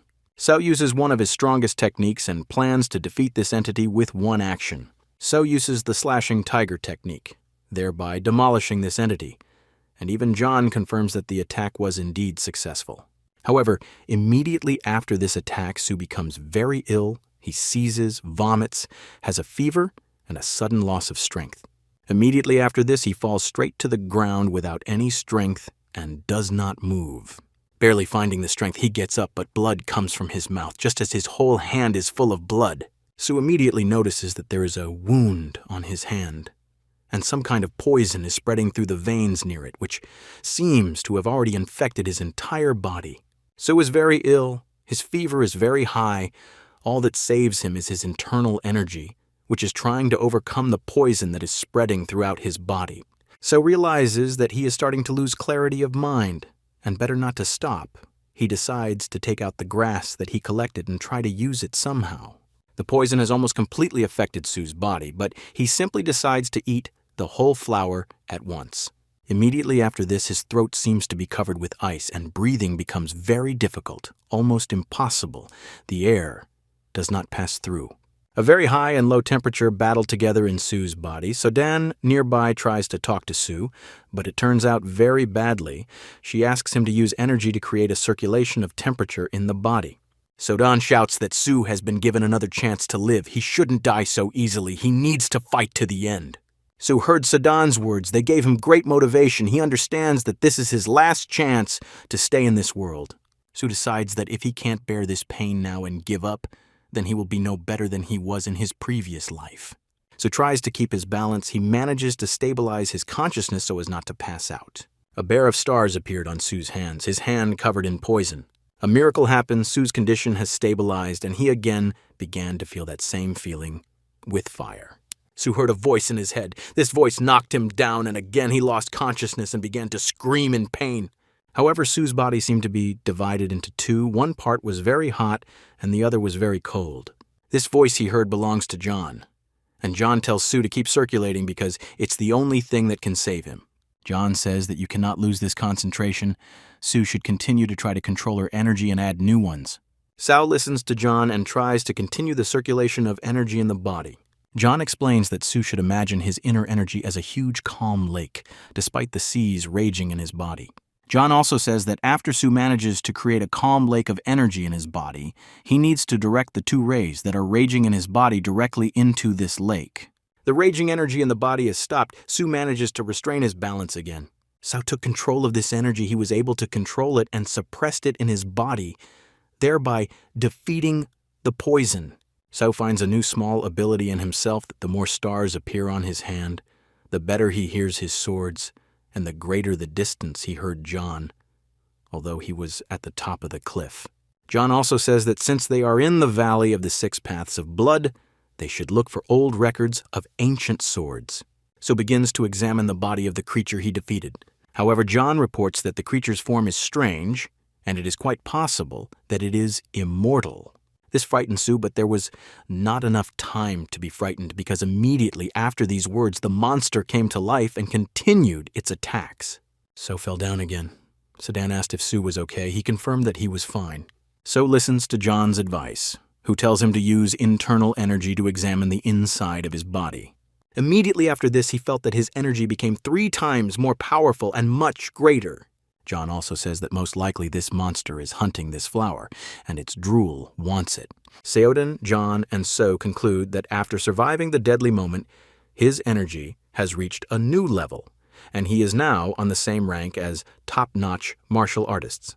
Sodan, as always, comes up with a very ingenious idea to use the second flower to restart these processes in Sue's body, thereby causing him to have a seizure again and bring his energy to a new level. However, John and Sue decide that at such moments it is better not to listen to Sodan because her idea will only lead to death. As a response to Sodan's joke, Sue left her alone in the cave for a couple of minutes, but with his new abilities, he still heard her. However, the events of the manga take us to 2 thieves who recently stole a flower and were chased by Hayoung in the set. One of the thieves praises the other, saying that following Sue and stealing the flower that way was a great idea. However, the second thief is more concerned about how Sue, without a Dantian, was able to fight and not die from their blow. It is impressive. But right during the dialogue between 2 thieves, one of them dies, his head flies off his shoulders in a second, and a stream of blood spreads over several meters. It was Hayoung. Very persistently, she asks the second thief to return the flower to her. The thief is shocked that with such a childish female body, she was able to defeat his partner. But he decides to strike instead of giving the flower back. However, this does not help at all, Even before the start of his attack, she deftly cuts his body into pieces in a couple of actions. But it turns out that it was not she who inflicted the attack, but the sixth blood star, which appeared behind the thief in 1 second. The sixth blood star has a dialogue with Hyung, and she is very sorry that this happened. Sixth blood star was very surprised when she saw that Hyung managed to take the flower and find it. Sixth blood star says that they can now go back home since the task is completed, but Hyung interrupts her and says that she has another unfinished business. Meanwhile, Sue is already returning from the canyon intact, having escaped from that creature, but he discovers that he can now jump and move at a much higher speed than before. His jumps have become higher and faster. On the way home, Seo-woo, So-dan, and John discover that the same Hyung is most likely rushing towards them ahead. Sue is very surprised because all this time she continued the chase, and this requires a lot of effort. John also says that with new opportunities, Seo-woo has the strength to show a rating no worse than Hyung's. Hyung was very worried about Seo-woo. She apologizes for not helping him right away and also calls him master. He thanks her for forgiving her, but wonders why there is blood on his feet. Hyung shows femininity and asks about what happened and how it happened, but Seo-woo simply asks if she managed to return the flower. Hyung says yes, but with the help of her teacher, and now she has the flower because she hurried to find Seo-woo. Sue is not at all surprised by this outcome. Hyung also said that she is very sorry, but their sign agreement is still in full force. However, Seo-woo immediately asks whether they will really give him these signs, to which Hyung gives the go-ahead, but says that most likely he will have to give something in return. And this again shocks Seo-woo. The events of the manga take us to an unknown location somewhere in a small province where Akchon and the Sixth Star are communicating about something. The Sixth Star says that you just need to fulfill her request, and then she will definitely give the tablet back. Akchon doesn't like this. He says that he asked her not to interfere, but she intervened, and now she's also asking for something for the sign. The Sixth Star talks about some 2 options, informing Akchon that he has only 2 of them, and the first is to join them, but she did not mention what. The second option was also not named, it was hidden. Akchon says that he will not fulfill any such requests in order to restore the student's dantian. However, at this moment, Seo himself and Hyung enter the building and greet their masters. Akjong immediately hits Seo-woo, saying that he was late, and now there is nothing for him here. However, a healer appears here and says that unfortunately the Sixth Star will need to find the flower again. The doctor says that this flower turned out to be immature and its properties were not enough. The doctor explains to the Sixth Star that the flower must have 7 fruits, which shocks her. Seo-woo interrupts them all, apologizes, and says that this is not necessary. Sao takes out a flower and says that he has found the right one, and then gives it to the doctor, who says that this is what he needs. This makes Akjong laugh, and he calls Sue a worthy student of a worthy teacher. Seo-woo asks Akjong if the Sixth Star gave him the tablet they agreed on. However, Akjong says that she has set one more new condition. The Sixth Star understands that now she is unable to refuse, but for some reason, her face is tense and exciting. However, before arriving at the building, on the street together, Seo told Hyung that he did not trust her master of the 6 paths of blood. Seo-woo then told Hyung that the 6th blood star would not give him the tablet, but Hyung assured him that this would actually happen. Hyung assured Seo-woo of this and even offered to make a bet. They come to an argument that if Seo-woo is right, then Hyung will simply give him the sign. However, just as Seo-woo was remembering Hyung's promise, the 6th blood star used a technique to cut off her fingers and apologized for disrespecting the request and agreement with the 4th eldest, Akjon. However, this does not surprise Akjon at all. He says that even a whole hand is not enough for her to pay for this. Akjon says that fortunately she has not lost all her mind and forgives the 6th blood star. The 6th blood star thanks Akjon, but their conversation is interrupted by the healer, who asks them not to do anything rash or drastic while such an important patient is here. Akjon tells the healer that it is better for him to keep his word to his student and give him the tablet. The healer gives the go-ahead, but says that it is better for Sue to come by noon because now he has an important patient. At noon the next day this happens, Sue sends 6 to the valley to meet with the Tsilital and discuss the topic of his dantian. Seo-woo points out the fact that in such icy mountains, Akjeon's movement techniques are very helpful. Seodan decides to share his note with Seo. She noticed that everyone around, even the 6th blood star and the healer, takes Hyung's opinion very seriously, and after looking at her, they immediately agreed to help Seo. Seodang also says that when her teacher cut off her fingers, Hyung just stood there and watched. Sue also notices this, The thought creeps into his head that this girl is not so simple, and she is clearly not just a disciple of the sixth blood star. Seodan tells his assumption she suspects that Hayoung is the daughter of the sixth star, but Seo-woo interrupts Seodan and says that it seems to him that Hayoung is the granddaughter of the blood demon himself. Seodan and John are shocked by what Soo said. They don't understand why he suddenly makes strong conclusions. Seo reminds her that she is on a strict diet and suspects that she may be actively gaining weight due to some kind of illness. Seo directly links this to her reasoning, saying that it could be that she is the direct heir to the blood cult. He also remembers a mysterious woman in the doctor's office about whom nothing is known. Seo-woo admits that this is Hayoung's double. Seo broadcasts that a huge number of people want to kidnap the heirs of the blood demon for their experiments and research on their bodies.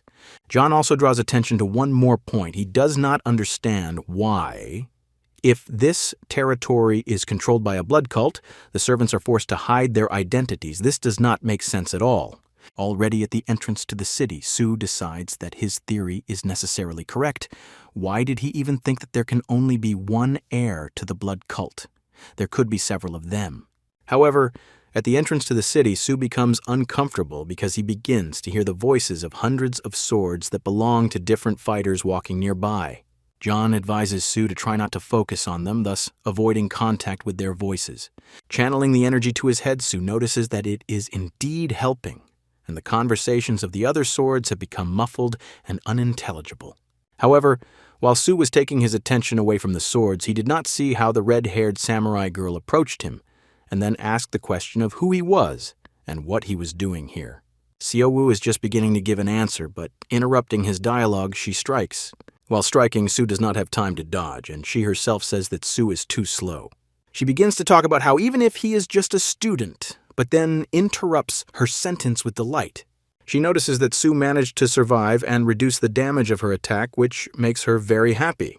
Soo notices that she is very strong. She called him slow before he even opened his mouth. She says that she is shocked that an ordinary student was able to hold her power, but Soo's thoughts are also amazed because even with the third level of energy, he is in great pain. She says that this is very funny and begins to draw her very huge sword. However, Hayoung appears upstairs and shouts that the girl should stop. She tells her that Seo-woo is Akjeon's student. She is surprised when she hears the elder's name and is even more surprised when she learns that he has taken on a student. She says that Seo-woo should have said that right away because she almost killed him, and asks if she scared him. She is surprised that Seo-woo was able to block her attack, and also praises Akjeon, saying that he has raised an excellent student. But Seo-woo does not understand her kind behavior, because just a minute ago, she wanted to kill him. She also asks how teacher Soo is doing, how he is doing, but Soo's thoughts are busy analyzing her as a person. He notices that she boasts a lot about her abilities. Seo-woo notices that she talks about Akjeon as if she is higher in status than him, but his thoughts are confused by her phrase. She says that no one has seen Akjeon for several years, like the second blood star. Seo-woo notices that Akjeon and the second star are like dust to her, and at that moment, Hayoung approaches her, who asks why she came back if she said that she left. This reminds Seo-woo that her character and dialogues remind him of Hayoung. She tells Hayoung that the sixth valley of blood does not belong to her, and she will leave it when she feels it is necessary, and advises Hayoung to stop kicking her out. This whole situation is interrupted by the voice of the healer. Leaving the building, he notices Soo and asks if he has arrived to him. The appearance of the healer upsets her. She says that he interrupts all the fun. She also talks about leaving and asks Seo-woo to say hi to Akjeong when he meets. Afterwards, she winks at Soo and asks him that the next time they meet, they have a duel. This amazes Soo, so Don immediately agrees to this with a smile and a grin. And John, in turn, says that his previous late owner said that you have to be extremely careful with such girls. Soo is scared to death by her request, but he is more frightened by the phrases of her sword, which endlessly repeated that it wants to die. Seo-woo decides to start a conversation with Hayoung, who is standing next to her and asks if she's okay. However, Hayoung interrupts him and says that the healer has been waiting for him for a long time and is standing on the threshold. When Seo decided to ask about this woman, Hayoung immediately stopped the dialogue mid-sentence, clearly making it clear that she did not want to talk about her. Seo-woo already has several assumptions about this woman, but decides that he shouldn't stick his nose in everywhere just because he's elder Akjeon's student.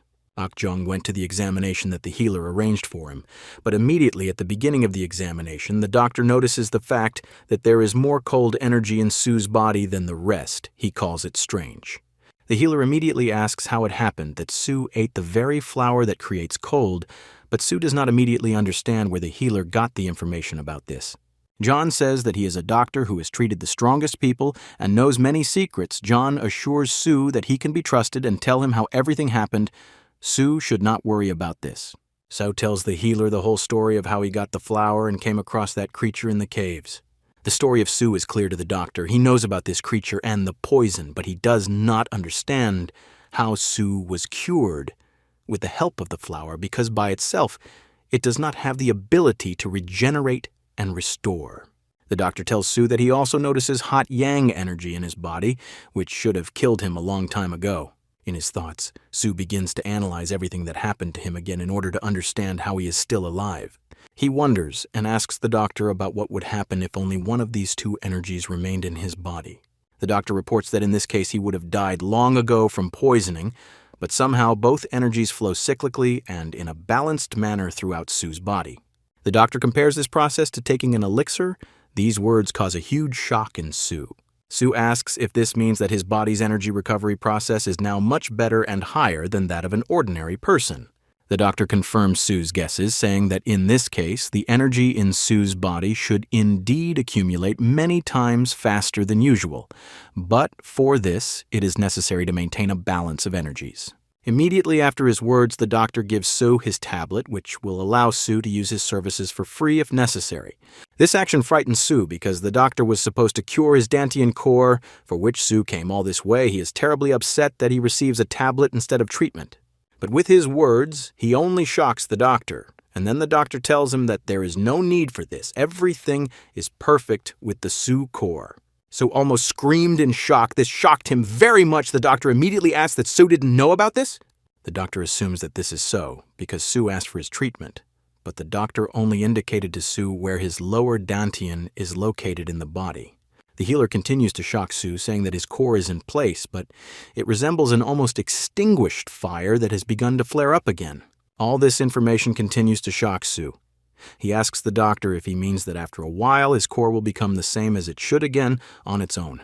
The doctor fills it in that this will happen. Such cases can be counted on one hand, but they happened. The healer ends up informing Su that he does not need treatment, but he has rightfully earned the tablet and has every opportunity to take it back. Su thanks the doctor profusely, calling him master, but he says that gratitude is not needed because he did nothing of the kind. Sodan is very happy for So, saying that now, in addition to information about Su's core, they have a healer's tablet, and Su promises to find a worthy use for it. However, when Sodan asked how Su's core restored itself, he replied that, according to his guess, it happened then in the cave after poisoning.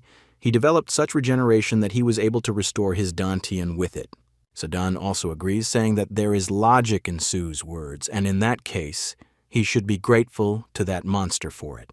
Sodan notices John's reticence on this matter and tries to question him about it, to which he replies that restoring the core is of course good, but he has some concerns about it. John reminds Su and Sodan that its first deceased owner, before mastering the techniques of the Shining Star, decided to destroy his Dantian. So begins to wonder, because John's words have great meaning, whether both energy nuclei can live together in Su's body and find harmony. John says that Su should think about this because in this way, one day he could lose what he tried to create for so long. Returning home to Akchon's den, Seo told him about the meeting with that incomprehensible girl. Akchon replied that he really should have been worried. Akjong says that Seo Wu is a very lucky man and has met two of them in person, but the wording, one of them, raises questions in Su Wu's mind. John, Su, and Sodan immediately understand that we are talking about the fact that Su met two heirs of the blood cult at once. Akjong continues to talk to himself and tells himself that he should really decide which of them he wants to support. Akchon began telling the story and began with the information that at his peak, the head of the blood cult was so powerful that he was called Apex, not only in the cult, but in all sects in general. Akchon says that he rushed into everything like a storm, and at his peak, he was so strong that he rushed into absolutely any battle without thinking. Akjong also said that with him, It seemed to him that the unification of all of Jianghu could be more than just a dream, but the leader was killed, no matter how strong he was. When all the enemies united against him at once, the level of strength began to lose meaning. Akchan said that after going through the shock of the leader's death, it seemed to him that it was all always in vain. The remaining members of the cult always tried to revive its significance and increase its strength again, but all attempts were failed, and it seemed to Akchan that there could be no way out at all. From that moment on, Akchan began to simply travel uncontrollably, thinking that he should use the time he had left to realize his lifelong dreams. Seo Wu immediately realizes that we are talking about his hundreds of fights that John was talking about. Akchan said that although he tried to live such a life, his attention was still attracted by the sprouts that the leader of the blood cult left behind. Akchan asked what Seo Wu would do if he were in his place, but Su himself didn't quite understand what Akchan meant. Seo Wu sees from Akchan's gaze that he has already decided everything. Seo Wu suspects that this question is a test. Seo Wu says that Akchan should either stay watching from the side and not interfere, or choose one of the sides and start helping her. Seo Wu decides that his answer is completely correct because from his memories from a past life, he remembers that Akchan did not choose in favor of either side. However, Akchan calmly answers that we will need more strength, and with his answer, he wildly shocks Seo Wu. Akchan decides to increase his strength as well as Seo Wu's, making him at least captain level. Su knew both now and from his past life that what distinguishes Akchan from other elders in the 7-star is that he is very eccentric, and also keeps himself alone from everyone. However, today's factor that Akchan decided to change tactics indicates that the future that Seo Wu knows from his past life will change. Seo Wu says that in his past life, Akchan's future was not very happy. All he knew was that after the activation of the blood cult, Akchan chose a strange path. Due to his eccentricity, Akchan refused to act as he would be ordered in the future by the decision of the cult. And this he paid for in the battle with Jingyu, the king of the flame. In the battle with him, Akchan lost his right hand. Seodang is already asking Seo Wu if he is interested in how things will turn out this time because events are changing. Su understands that he is one of those who himself changes this story because now he is not an ordinary cadet, but a student of one of the elders who has contact with one of the heirs of the blood cult. John, also, continuing Su's thoughts, leads him to the idea that if Akchan regains great strength and everyone begins to reckon with him, then how for his student this will become a great springboard for growth. Su realizes that he needs to become a captain in order not to let his teacher down. He decides to learn and become stronger, but now he decides how he will combine several energies at once. So Don decides to talk to John about techniques that can help Su. To which John says that he remembers a little of the technique that his previous deceased owner used to destroy the Dantian. This technique is based on the circulation of energy. But after hearing this dialogue, Su remembers something, and thanks Sodan and John for their help. Immediately after this, Su went to his brothers in order to learn about a certain technique that the brothers knew from Akchan. Sao tries to find out from them, but they are in no hurry to tell him anything, and ask him to contact the master, but Su does not know where he is at the moment. So decides to wait for the master, and in the meantime, for 3 days, he trains techniques for balancing and circulating energy in the body. Seo Wu is also shocked by the way Akchan and the twins use these techniques, because with just a little use, his entire body swells and his heart rate increases wildly. At that moment, Su's circulation is interrupted by a certain girl who appeared behind him a second ago. The girl introduces herself as the messenger of the 6th blood star, which interests and shocks Su. She reports that he is being called to the 6th valley, after which he arrives there. The 6th blood star meets Seo Wu and gives him a sign from Haiyung, but Seo Wu notices that her fingers are still there, although he himself saw how she cut them off. Sodan suggests that the same healer could have done this, but Su is shocked that he could be able to restore such an organ. Sodan suggests that he can sew on a person's head, but Su disappoints her, saying that this is no longer possible. However, a second after this, the 6th star grabs Su's hand, causing him great bewilderment. So notices that this is the very technique that he is unable to reflect, and the energy that the 6th star emits is already spreading throughout Sao's body. With this technique, the 6th star checked the amount of Su's internal energy to make sure of his strength. Fortunately, she does not know that he has 2 cores, and only checks 1. Also, the 6th star points So to the table with gifts and asks him to take them because they will help restore the Dantian. Seo-woo suspects that Ha-young prepared these gifts for him. The 6th star also asks to use the tablet wisely. However, just before Sue was about to leave, the 6th star stopped him with her question. She wanted to know if Sue wanted to make a bet. She asks if Seo-woo wants to make a bet, because as Ha-young's master, she was offended by losing then, and she wants to win back. But this causes some concern in Seo-woo because she doesn't even want to return the tablet that she gave him today. She says that if Seo-woo wins the bet, she is ready to teach him something, although she admits that Ok-jung might do it better. It also surprises Seo-woo that she somehow thinks she's very arrogant for thinking that Seo-woo will immediately agree after this. She interrupts him again when he wants to take his leave and begins to talk about what will happen if she wins. She only asks that if she wins, Seo-woo will talk to Ok-jung and ask him to reconsider the 6th star's offer. She tells Sue that the conditions are simple and the prizes are interesting. Aren't these ideal conditions in her opinion?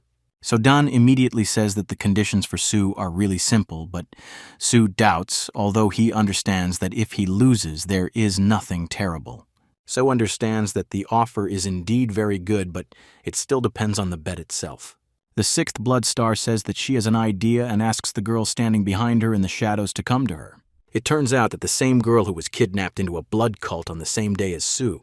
However, Seo-woo does not immediately understand everything and asks her if she knows him, to which he receives the answer that such behavior is too rude. So pretends to suddenly remember everything, but in his head he clearly understands that he was busy saving his own skin that day and he didn't remember anyone. Although he upset this girl, the 6th blood star was glad that they already knew each other, and then she said that the girl's name was Yehua. She also added that she took her to her 3 days ago. However, upon hearing her name, Sue is very surprised. He realizes that he has not seen her before, but remembers well that he has already met this name more than once before. He remembers that in her past life, this girl rose from an unknown first-rank cadet to a high-rank and 6th star student with tons of abilities. However, Sue realizes that now she looks like an ordinary child. The 6th blood star reports that in 6 months, there will be a test in the cult, and her plans are to make Jehovah a high rank. John is surprised that the 6th star wants to make this cadet the first-class master in just half a year, but Sue is no longer surprised by such wild self-confidence of the 6th star. However, Sue understands that people always want to be students of such people because they are the best at revealing people's hidden talents. In his head, Seo-woo also noticed the fact that in this regard, they are the same with Ok-jeon, who is also confident that Seo-woo will become captain, but Seo-woo returns to the topic and asks the 6th star what the essence of their dispute is. The 6th star says that everything is very simple. The dispute will be based on who will become a high rank, Yehua or So. Sao also clarifies what will happen if they both become high-ranking captains, but the 6th star immediately explains that in this case they will fight in a duel. Sue understands the train of thought of someone who is used to solving everything through battles, but he is not entirely sure whether to agree with him. On the one hand, it is dangerous, and on the other, additional motivation to become a high ranker, which he really needs. Seo-woo begins to think about everything and remembers that if he loses, Ok-jung may think about something wrong. However, the opportunity to learn from such masters does not always arise. He remembers the red-haired girl who, if he loses, will be against him, and this is not very motivating because she is quite strong and confident in her status. Sue remembers that when he was a spy, he realized that in this world everything is decided by power and knowledge, and walking between two barricades is not the best idea. So decides to accept the 6th star's challenge and tells her that they will see each other again in 6 months. However, it turns out that Ha-young overheard the entire dialogue and it didn't give her much of a positive reaction. After Seo-woo leaves, Ha-young says that he doesn't fully understand the whole point of the action, but tells his teacher that a guy like Seo-woo can only be challenged in a bet when he is completely sure of something. Afterwards, the 6th star also assures Yehua that with her abilities it is impossible to lose, thereby motivating her, and she, in turn, promises to try very hard. 6 months have passed since that dialogue. The events of the manga take us to the day of the exam, and to the Valley of Six, where it will take place today. The beginner's teacher is watching the battles. The exam has been going on for a long time. The teacher reports that they managed to get 37 middle-ranking warriors, While some person asks the teacher to give him another chance, he remembers that he has 6 more people who will be taking the test for a high rank. The teacher explains how the test is taken. Beginners take basic cult techniques and skills. This is quite enough for a low rank. The most capable of them take the middle rank test. This rank allows them to use energy-related techniques to confirm that you are capable of striking with energy. You simply need to hit the stone so that a mark remains on it, after which you are allowed to take the test for the average rank. Afterwards, the cadet fights with a high-ranking warrior, and if he manages to withstand 30 attacks, then the cadet is promoted to medium rank. The teacher explains that in their cult, ranks are assigned only by force, and no exceptions are made for anyone. Immediately after all the explanations, the teacher announces that the test for a high rank is beginning, but a second after his words, he is shocked. For after his words, the door opens, and he sees Akchon with his 3 students, Su and his brothers. The locals are immediately shocked by Akchon's appearance and whispering call him a barbarian. The teacher is so shocked at the sight of Akchon, he did not expect that the 4th elder himself in the person of Akchon would arrive for the exam. The teacher begins to explain something to Akchon, but he, without listening, asks what he is muttering in general. Su explains to Sedan that no one will approve of the fact that they just broke into the test, since everyone else was tested before the test. So heard that more than 100 people took the test this year, but about half were simply not allowed to take the test. So says that this explains the elder's reaction.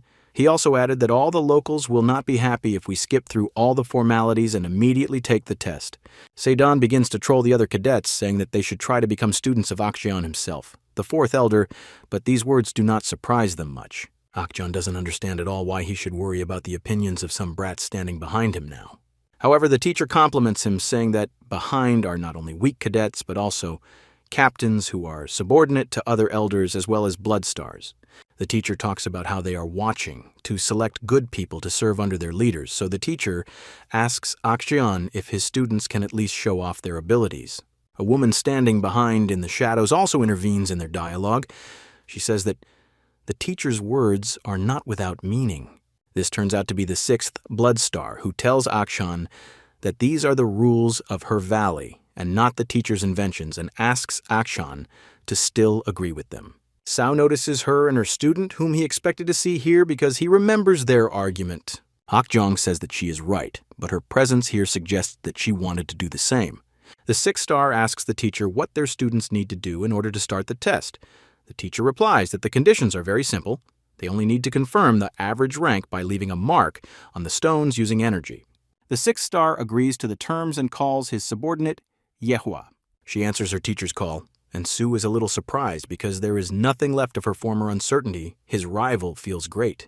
Yehua uses her powers, which the 6th star taught her, thereby striking the stone with a strong blow. The cadets are surprised by the strength she has shown. They immediately understand that she is worthy of a promotion in rank. Yehua struck with such force that traces of her hands remained on the stone after being hit with the technique. Immediately after this, she says that she is very embarrassed because this is her maximum. The teacher says that this is completely enough to pass the test and calls the 6th star student very talented. She passes by Su and asks if he saw her strike, but Su decides that he will not use the innate energy. He is going to save it for a backup. She reports that over these 6 months her powers have increased greatly and Su will clearly lose to her, but he decides to use only 1 energy for now, which he also worked hard on. Su thinks that he doesn't even know how much energy he needs to use because in his previous life he didn't have to go that far. However, he already manages to sense Akjeon's evil and powerful aura and decides that he clearly needs to show results better than Yehua. Su is glad that in these 6 months he was able to use high blood circulation techniques. This will help him today. Su strains his strength and decides to use 80% of his power. Having dealt a strong blow, he looks at his hand, but is shocked to see that his hand remains in the stone and is simply stuck there. He also scares the cadets with this, who imagine his great power if he managed to break through the stone and enter it. However, he is not very successful in pulling his hand back. Sedan says that apparently he overdid it. Beck also decides to hit the stone, saying that he will break it now, but he doesn't succeed very much. Immediately after this, they notice how Beck's twin brother flies into a stone behind them, head first. He only manages to break the stone into 2 halves with a blow of his head, freeing Su from its bonds. Akjon starts laughing, saying that this is the very minimum that each of them had to demonstrate. The teacher has enough of Akjon's students and says that this is quite enough to start the test. However, Sue interrupts the teacher and says that he misunderstood them a little. They are here to take the high rank test, not the average one. To pass the test at a high captain rank, a cadet must have an average rank and also withstand 12 attacks from the captain. Sao understands that this is not very difficult because 3 hits are enough for the captain to destroy a mid-rank war, but they fight with only 60% of their strength. However, Akjong suddenly grabs Seo Woo's head, asking if it's true that he made a bet with the 6th blood star. Seo Woo understands that the 6th star told everything to Akjon, and John confirms this because he saw. Seo Woo understands that this is all some kind of big plan of hers, and the first move was made a long time ago. Akjong scolds Seo Woo for such actions and threatens to break his legs next time if he gets involved in any adventures. However, Akjon says that the idea of a bet is very interesting to him, and making this devil teach him techniques was a good idea. Akjon cheers for Seo Woo and asks him to give them a lesson. There are only 3 ways to become a captain. The first is to rise through promotions to captain and vice captain, and the second is to complete a very serious mission successfully and receive status. And the third, fastest way is to fight with 2 high-ranking masters with good swords and then defeat them in less than 100 blows. The teacher turns to Seo Woo and says that he is a very good student according to Akjon, and he will wait for Seo Woo's battle. Sodan and John begin to praise themselves and talk about how Sue should quickly show them all the techniques of the Shining Star, thereby proving his strength. The teacher tells Sue that there is no point in straining himself since he is the elder's student. He will always have the opportunity to rise to captain. Meanwhile, Seo notices the first warrior who will fight against him, Taijun. The teacher is jealous of Seo Woo, saying that he would also like to have the opportunity to receive lessons from Akjon, and Seo Woo notices his second opponent, Ho Yun. They are both high-ranking warriors. Immediately after this, the teacher shouts that the test has begun. Both of Sue's opponents immediately take off, running to attack Sue himself. He manages to dodge both attacks from both sides using a sharp back lunge. The attacks hit Sue. He easily repels them, and meanwhile, Sue hears the voice of the sword from behind and immediately pays attention. He immediately turns around and blocks the attack precisely because he was able to notice it in advance, because he hears the voices of all the swords. One of the warriors does not understand how Sue blocked the attack without even looking at her, but before he had time to think, he received another blow from Sue in his side. Both opponents are shocked by Sue's professionalism, because he not only reflected their combos, but also dealt blows himself. Everyone can immediately see that Sue has a huge amount of skills and experience in fighting, thereby confirming his intention to become a captain. Seodan and John continue to praise each other as well as Akjong and his training. In their opinion, this is what saved everything. Seo Woo also remembers how he often used to endure daily beatings from Akjeon, thus explaining to himself why it is so easy for him to withstand the blows. However, Sue begins to notice that his opponents have dramatically changed their attack tactics and are no longer rushing 2 at a time. They began to use sword techniques, to which Sue responded in kind because in this, he has enormous skills and experience. He strikes his opponent with an offensive technique, thereby both attacking and protecting himself from his attacks. Thus, he goes from defense directly to attack, maintaining his positions and later improves them. They praise Sue's skills, but add that Sue is still an ordinary child and he has no chance of defeating the 2 of them. However, just a second after this, one of them notices that there is a blade right in his leg that pierced him, and his entire leg is already covered in blood. Sue also decides that without any hesitation, he will use his strongest techniques against them. So decides to use the Shining Dragon technique, thereby moving into the 4th type of Shining Star. With this one technique, he knocks his second opponent to the floor while the first is still standing with the sword in his leg. Due to the huge effects of the techniques and the pile of dust, the first opponent does not notice that Sue is already above his head, fully ready to strike. Sao uses the meteor technique and the 5th Shining Star formation and launches his attack directly at the opponent. So drove the enemy into a trap, and he no longer had the opportunity to repel the attack, which is why he lost the ability to resist and continue the battle. Sue asks the enemy to stop his bleeding, because without this he cannot pull the Sodan sword out of his leg. Sao's opponent accepts the fact that he was defeated and also recognizes that So deserves the rank of captain and more. Sue delights the cadets with his movements. They are shocked by his blows and praise him, saying that he showed shocking techniques. The cadet's teacher is amazed by this fact because Sue managed to defeat them all in just a couple of attacks. The teacher also admits that this result exceeded all his expectations. The teacher recognizes Akjeon's professionalism. However, Akjeon is known as a master of fistfighting, and when the teacher heard that Seo was using swords, he thought that his men would have an advantage in the fight. But this did not happen. The sixth star also notes So's success in her thoughts, but she still cannot understand why this happens. She cannot understand how Sue succeeded so much in everything. She had thoughts that it was all thanks to Akjeon's teachings, but she understands that he is far from a swordsman and cannot be that good at wielding it. She knows that the fourth elder's techniques are designed to increase body and energy reserves, but his student So shows techniques of a completely different profile. And even so, he shows not just a different profile, but a high level of a different profile. She understands that the person who created Seo Woo's techniques should not be anywhere near weaker than him. But meanwhile, Seo Woo turns to Akjeong. Akjeong praises Seo Woo, which is quite unusual, and also says that he did a very good job. However, in his thoughts, Akjeong compares Seo Woo to the master of the southern sky, and realizes that Seo Woo is becoming more and more like him. This is all interrupted by Yewa. She asks her master, represented by the sixth star, to allow her to begin taking the test for captain. She says that she will definitely win and will show her best techniques that she managed to learn, which even confuses the sixth star a little. However, unfortunately, failure awaited her. Yewa lost without even reaching 50 attacks. Then Baek began to fight, but his success was bad, very bad, and Akjeong and Seo even agreed that he was an idiot with his actions. John notices his bad luck, but Sue says that he is hampered by the desire to finish the test faster, which is why he cannot concentrate and deliver strong attacks. The sixth blood star says that Akjeong has raised outstanding students, but he himself perceives this as a mockery of him. She tells Akjeong that this is not the case, and she is truly surprised by this because not everyone is able to learn Akjeong's fighting techniques. The sixth star shares that she is surprised that Akjeong is not just a martial artist, but also a sword master, judging by his student Seo Woo. Akjeong asks her not to change the subject and also asks if she doubts that these techniques belong to him. Akjeong says that she was not very observant because he could not even think that none of those present here would recognize the attacks and techniques of the southern sky. For the first time, the sixth star's face became so shocked, she simply couldn't believe what she heard from Akjeong. She asked if she had heard it wrong, and if Ashon was really talking about that same master of the southern sky. Akjeong says that he has been dead for a long time, but he had records of what he did all his life, and Akjeong has them in his possession. Everyone immediately began to talk about whether Akjeong himself accidentally killed him, but he was only infuriated by such statements. He replied that to hell with these words, he was offended that such a unique opportunity was taken away from him.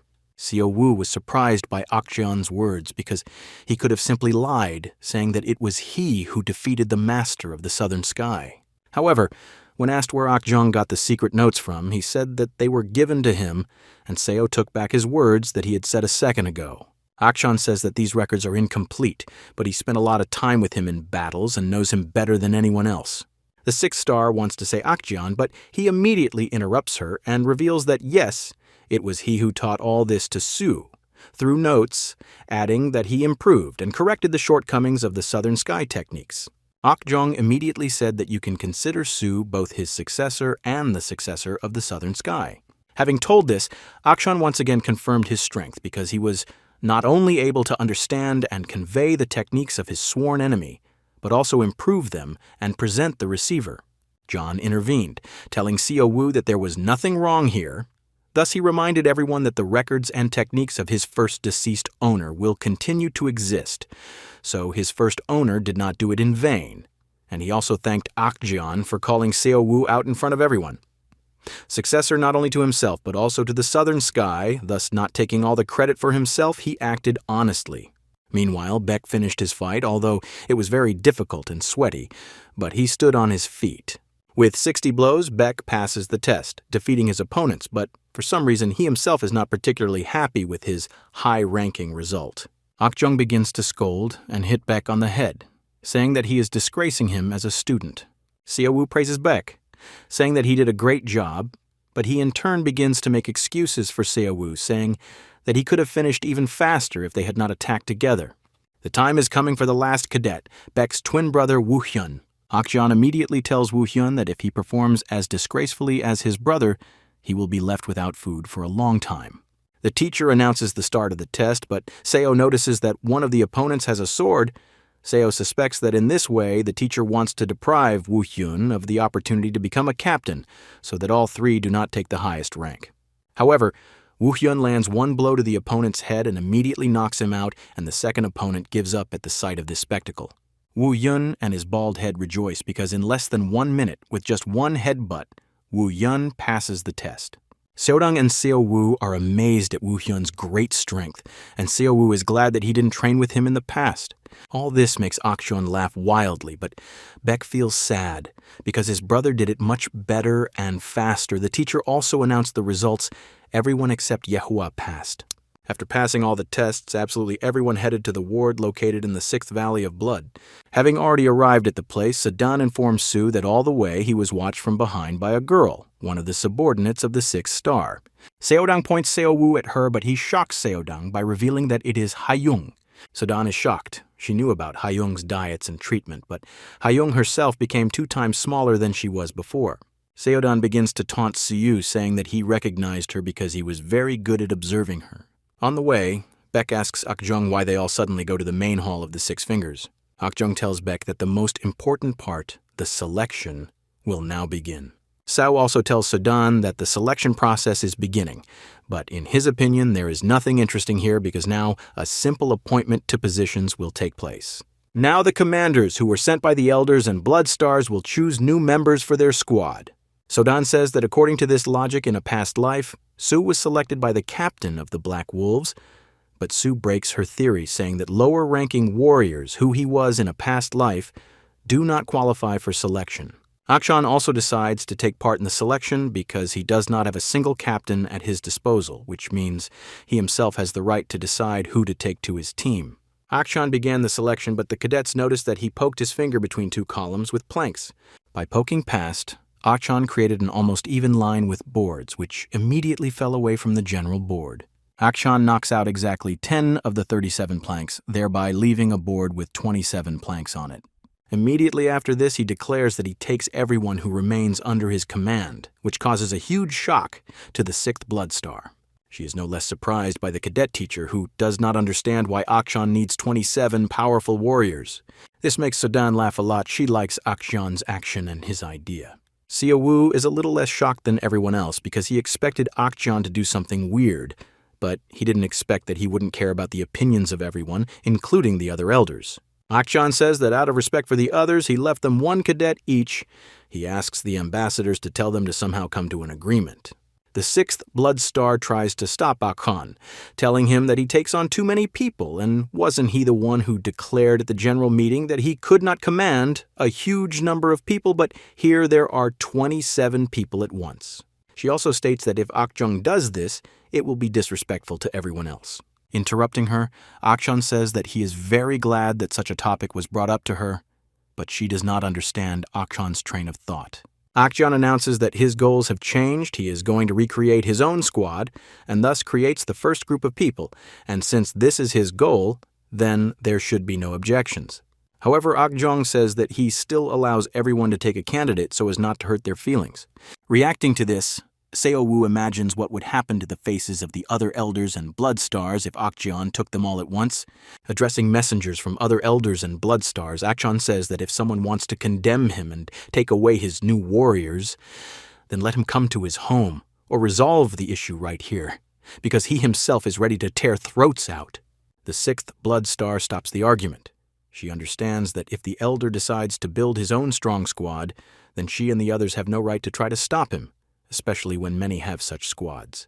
However, in his thoughts, the 6th Star understands that if Akjeong now does what he has in mind, he will enter the game.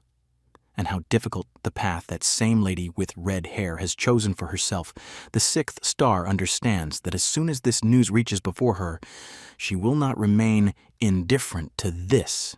The cadet teacher announces that 6 people have achieved high rank and asks them to move forward. The cadet teacher asks each of the captains to give a beautiful speech so that the new cadets can rely on these words in the future. Seodan notes that high-ranking cadets are able to choose their own captain. Su confirms this fact, saying that even in his past life, the highest rank chose their own captain.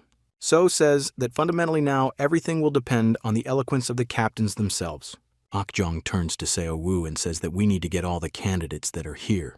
These words strain Seo Woo. He doesn't understand why he should do this if it's more logical for Akjong to do it, using his high status.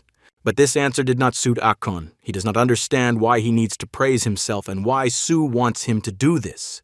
Seo Woo is surprised, but Akjeon's answer explained to him what he wants. Seo Woo assumes that Akjeon wants Su Woo to praise and recommend him in front of all the cadets. The cadet teacher asks which captain wants to start, and notices Seo Woo walking up the steps towards him. The captain asks if he wants to start instead of Akjeon, to which Seo Woo gives the go-ahead. However, one of the captains, who will also be recruiting new cadets, tells Su that they have their own system, and the one with the higher rank starts.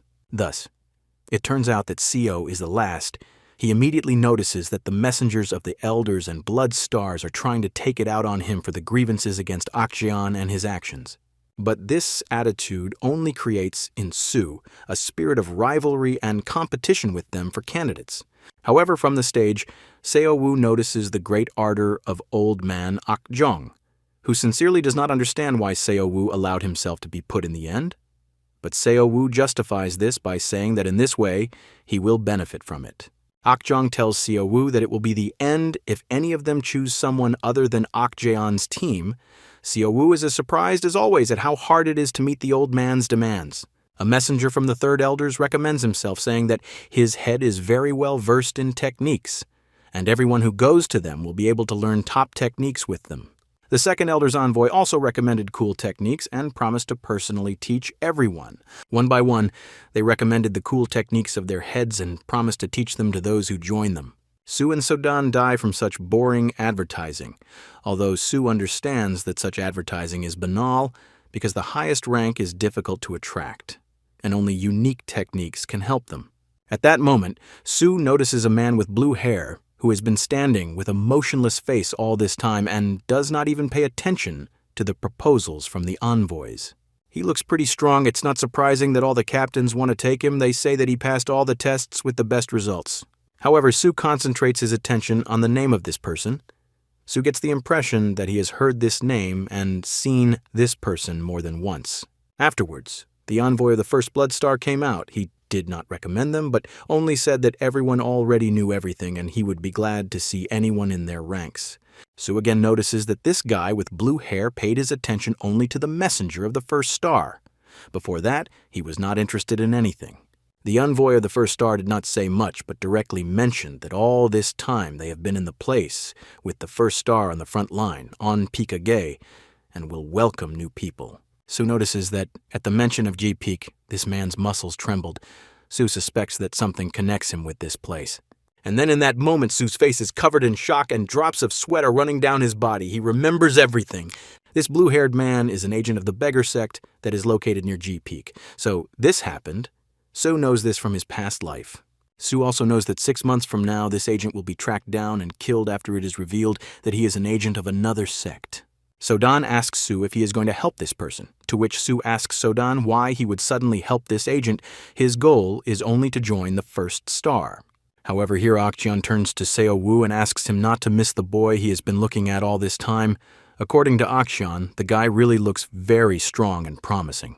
Seo Woo says that in this way he will soon go crazy, because he has no idea how he can now call all these people to join Akjeon, much less the agent. Baek begins to laugh at how bad of a job and occupation Seo Woo got, but after these words, Akjeon calls Baek over and hits him hard on the head. However, by this moment, the turn of Su's speech is already approaching. Reflections slip into his thoughts that this person has already decided exactly where he will go, but Su does not decide to give up. Sao begins his speech by saying that he is a simple student like all of them. He chose his unique strategy in order to attract as many as possible, or even everyone. Seo Woo begins to talk about how everyone already knows that he is Akjeon's student and that he is luckier than everyone else. However, at the moment, people do not understand what Su is doing. In their opinion, he is just showing off and trying to praise himself. Seo Woo then thinks about how he needs to keep it short because the more he talks, the more they lose his train of thought. So he moves on to the topic of what he started and after a mini pause says that he is definitely lucky. He continues, recalling that until recently he was an ordinary cadet and he understands all the desires of a cadet because recently he himself was the same. So points to the messenger of the first star and says that he also sees no point in praising his master and his dozens of actions. However, this phrase attracts the attention of Akjeon. He does not understand why the hell Seo decided that talking about him is useless. Seo says that his students will be the example of all his words and Akjeon himself, and then points to the twin brothers and says that a year ago they were stupid cadets and today they have become captains. Seo points out his words again, saying that just 1 year, and they are already captains. Silvoa So amazes the others, and So himself finishes off their thoughts by saying that 3 stupid guys became captains today with high results. However, from the messengers, Seo hears words in the spirit that this is all the merit of Akshan, but not the guys themselves. However, the cadet's teacher reprimands them, saying that Captain So has not finished his words yet. So Don is wildly infuriated that this stupid captain allowed himself to interrupt Su's words, but Su himself finds something good in this, because in this way, they let him know that his words are convincing. So points out that Akjeon has only 3 students, hence a lot of time and ambition. The cadets understand this and talk about this fact among themselves. Su reports that before Akjeon did not have so many people, but now he has set a goal to recreate a great faction, and Su says that all the cadets here now have the opportunity to become the first steps in a huge undertaking. All his words wildly infuriate the other envoys, but are of great interest to the candidates because this proposal is truly unique at its core. So draws an analogy to a dragon, and they ask whether cadets would prefer to stand at the end of the tail or lay the foundation from the head. So finishes his words by saying that since there are not many of them, they are all like one family among each other. Akjeon plays along with Seo Woo at this point, hugging the twins and making a cute face. The candidates were very interested in the good attitude towards the family and the faction being like a family. But Sedan is already laughing at So's lies, saying that they are not even close to being a family. Immediately after Seo Woo's words, the first high-ranking warrior, Ligyu, announces that he wants to join Akjeon. So greets him and says that the 4th elder will be very glad to see him, but understands that if he were this cadet, Su would have already been kicked 5 times. Akjeon immediately rejoices at Seo Woo's quick success in this set and hopes that things will go just as well in the future. The cadet's teacher begins to ask them about their decisions and desires. Seo Woo is incredibly nervous because the candidates walk around and choose their captain, and Akjeon's desire to create his own faction depends on Seo Woo. Another high-ranking candidate named Munchin joins Seo Woo, to which Seo Woo is overjoyed and also greets him happily.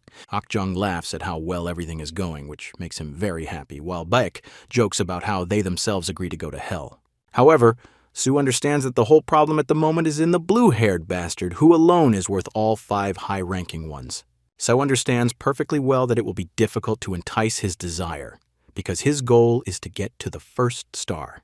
He is not interested in any advantages.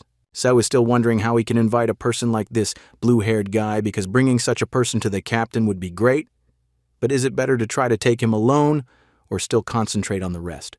So sincerely understands that he has no chance of convincing the spy, who initially knows his goal and desires. However, Akjeon's pressure is present. He makes it clear to Seo Woo that he must take the blue-haired one to Akjeon. Seo Woo understands that there is not much choice because Seo Woo doesn't really want to die at the hands of Akjeon because of some candidate. Sao understands that the worst situation for a spy is to reveal himself. So, thanks to the technique of conversation, he addresses the blue-haired man, calling him a beggar, thereby letting him know that Su knows everything.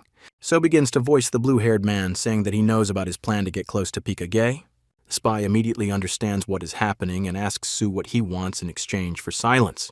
At the moment of their dialogue, the messenger of the first blood star already puts his hand on the spy's shoulder and says that he is glad to see him in the ranks of the 1st star. However, after a second he notices that the spy's shoulder is no longer in his hand. A second later, the spy finds himself at Seo Woo's feet, asking him to be accepted into Akjeon's ranks.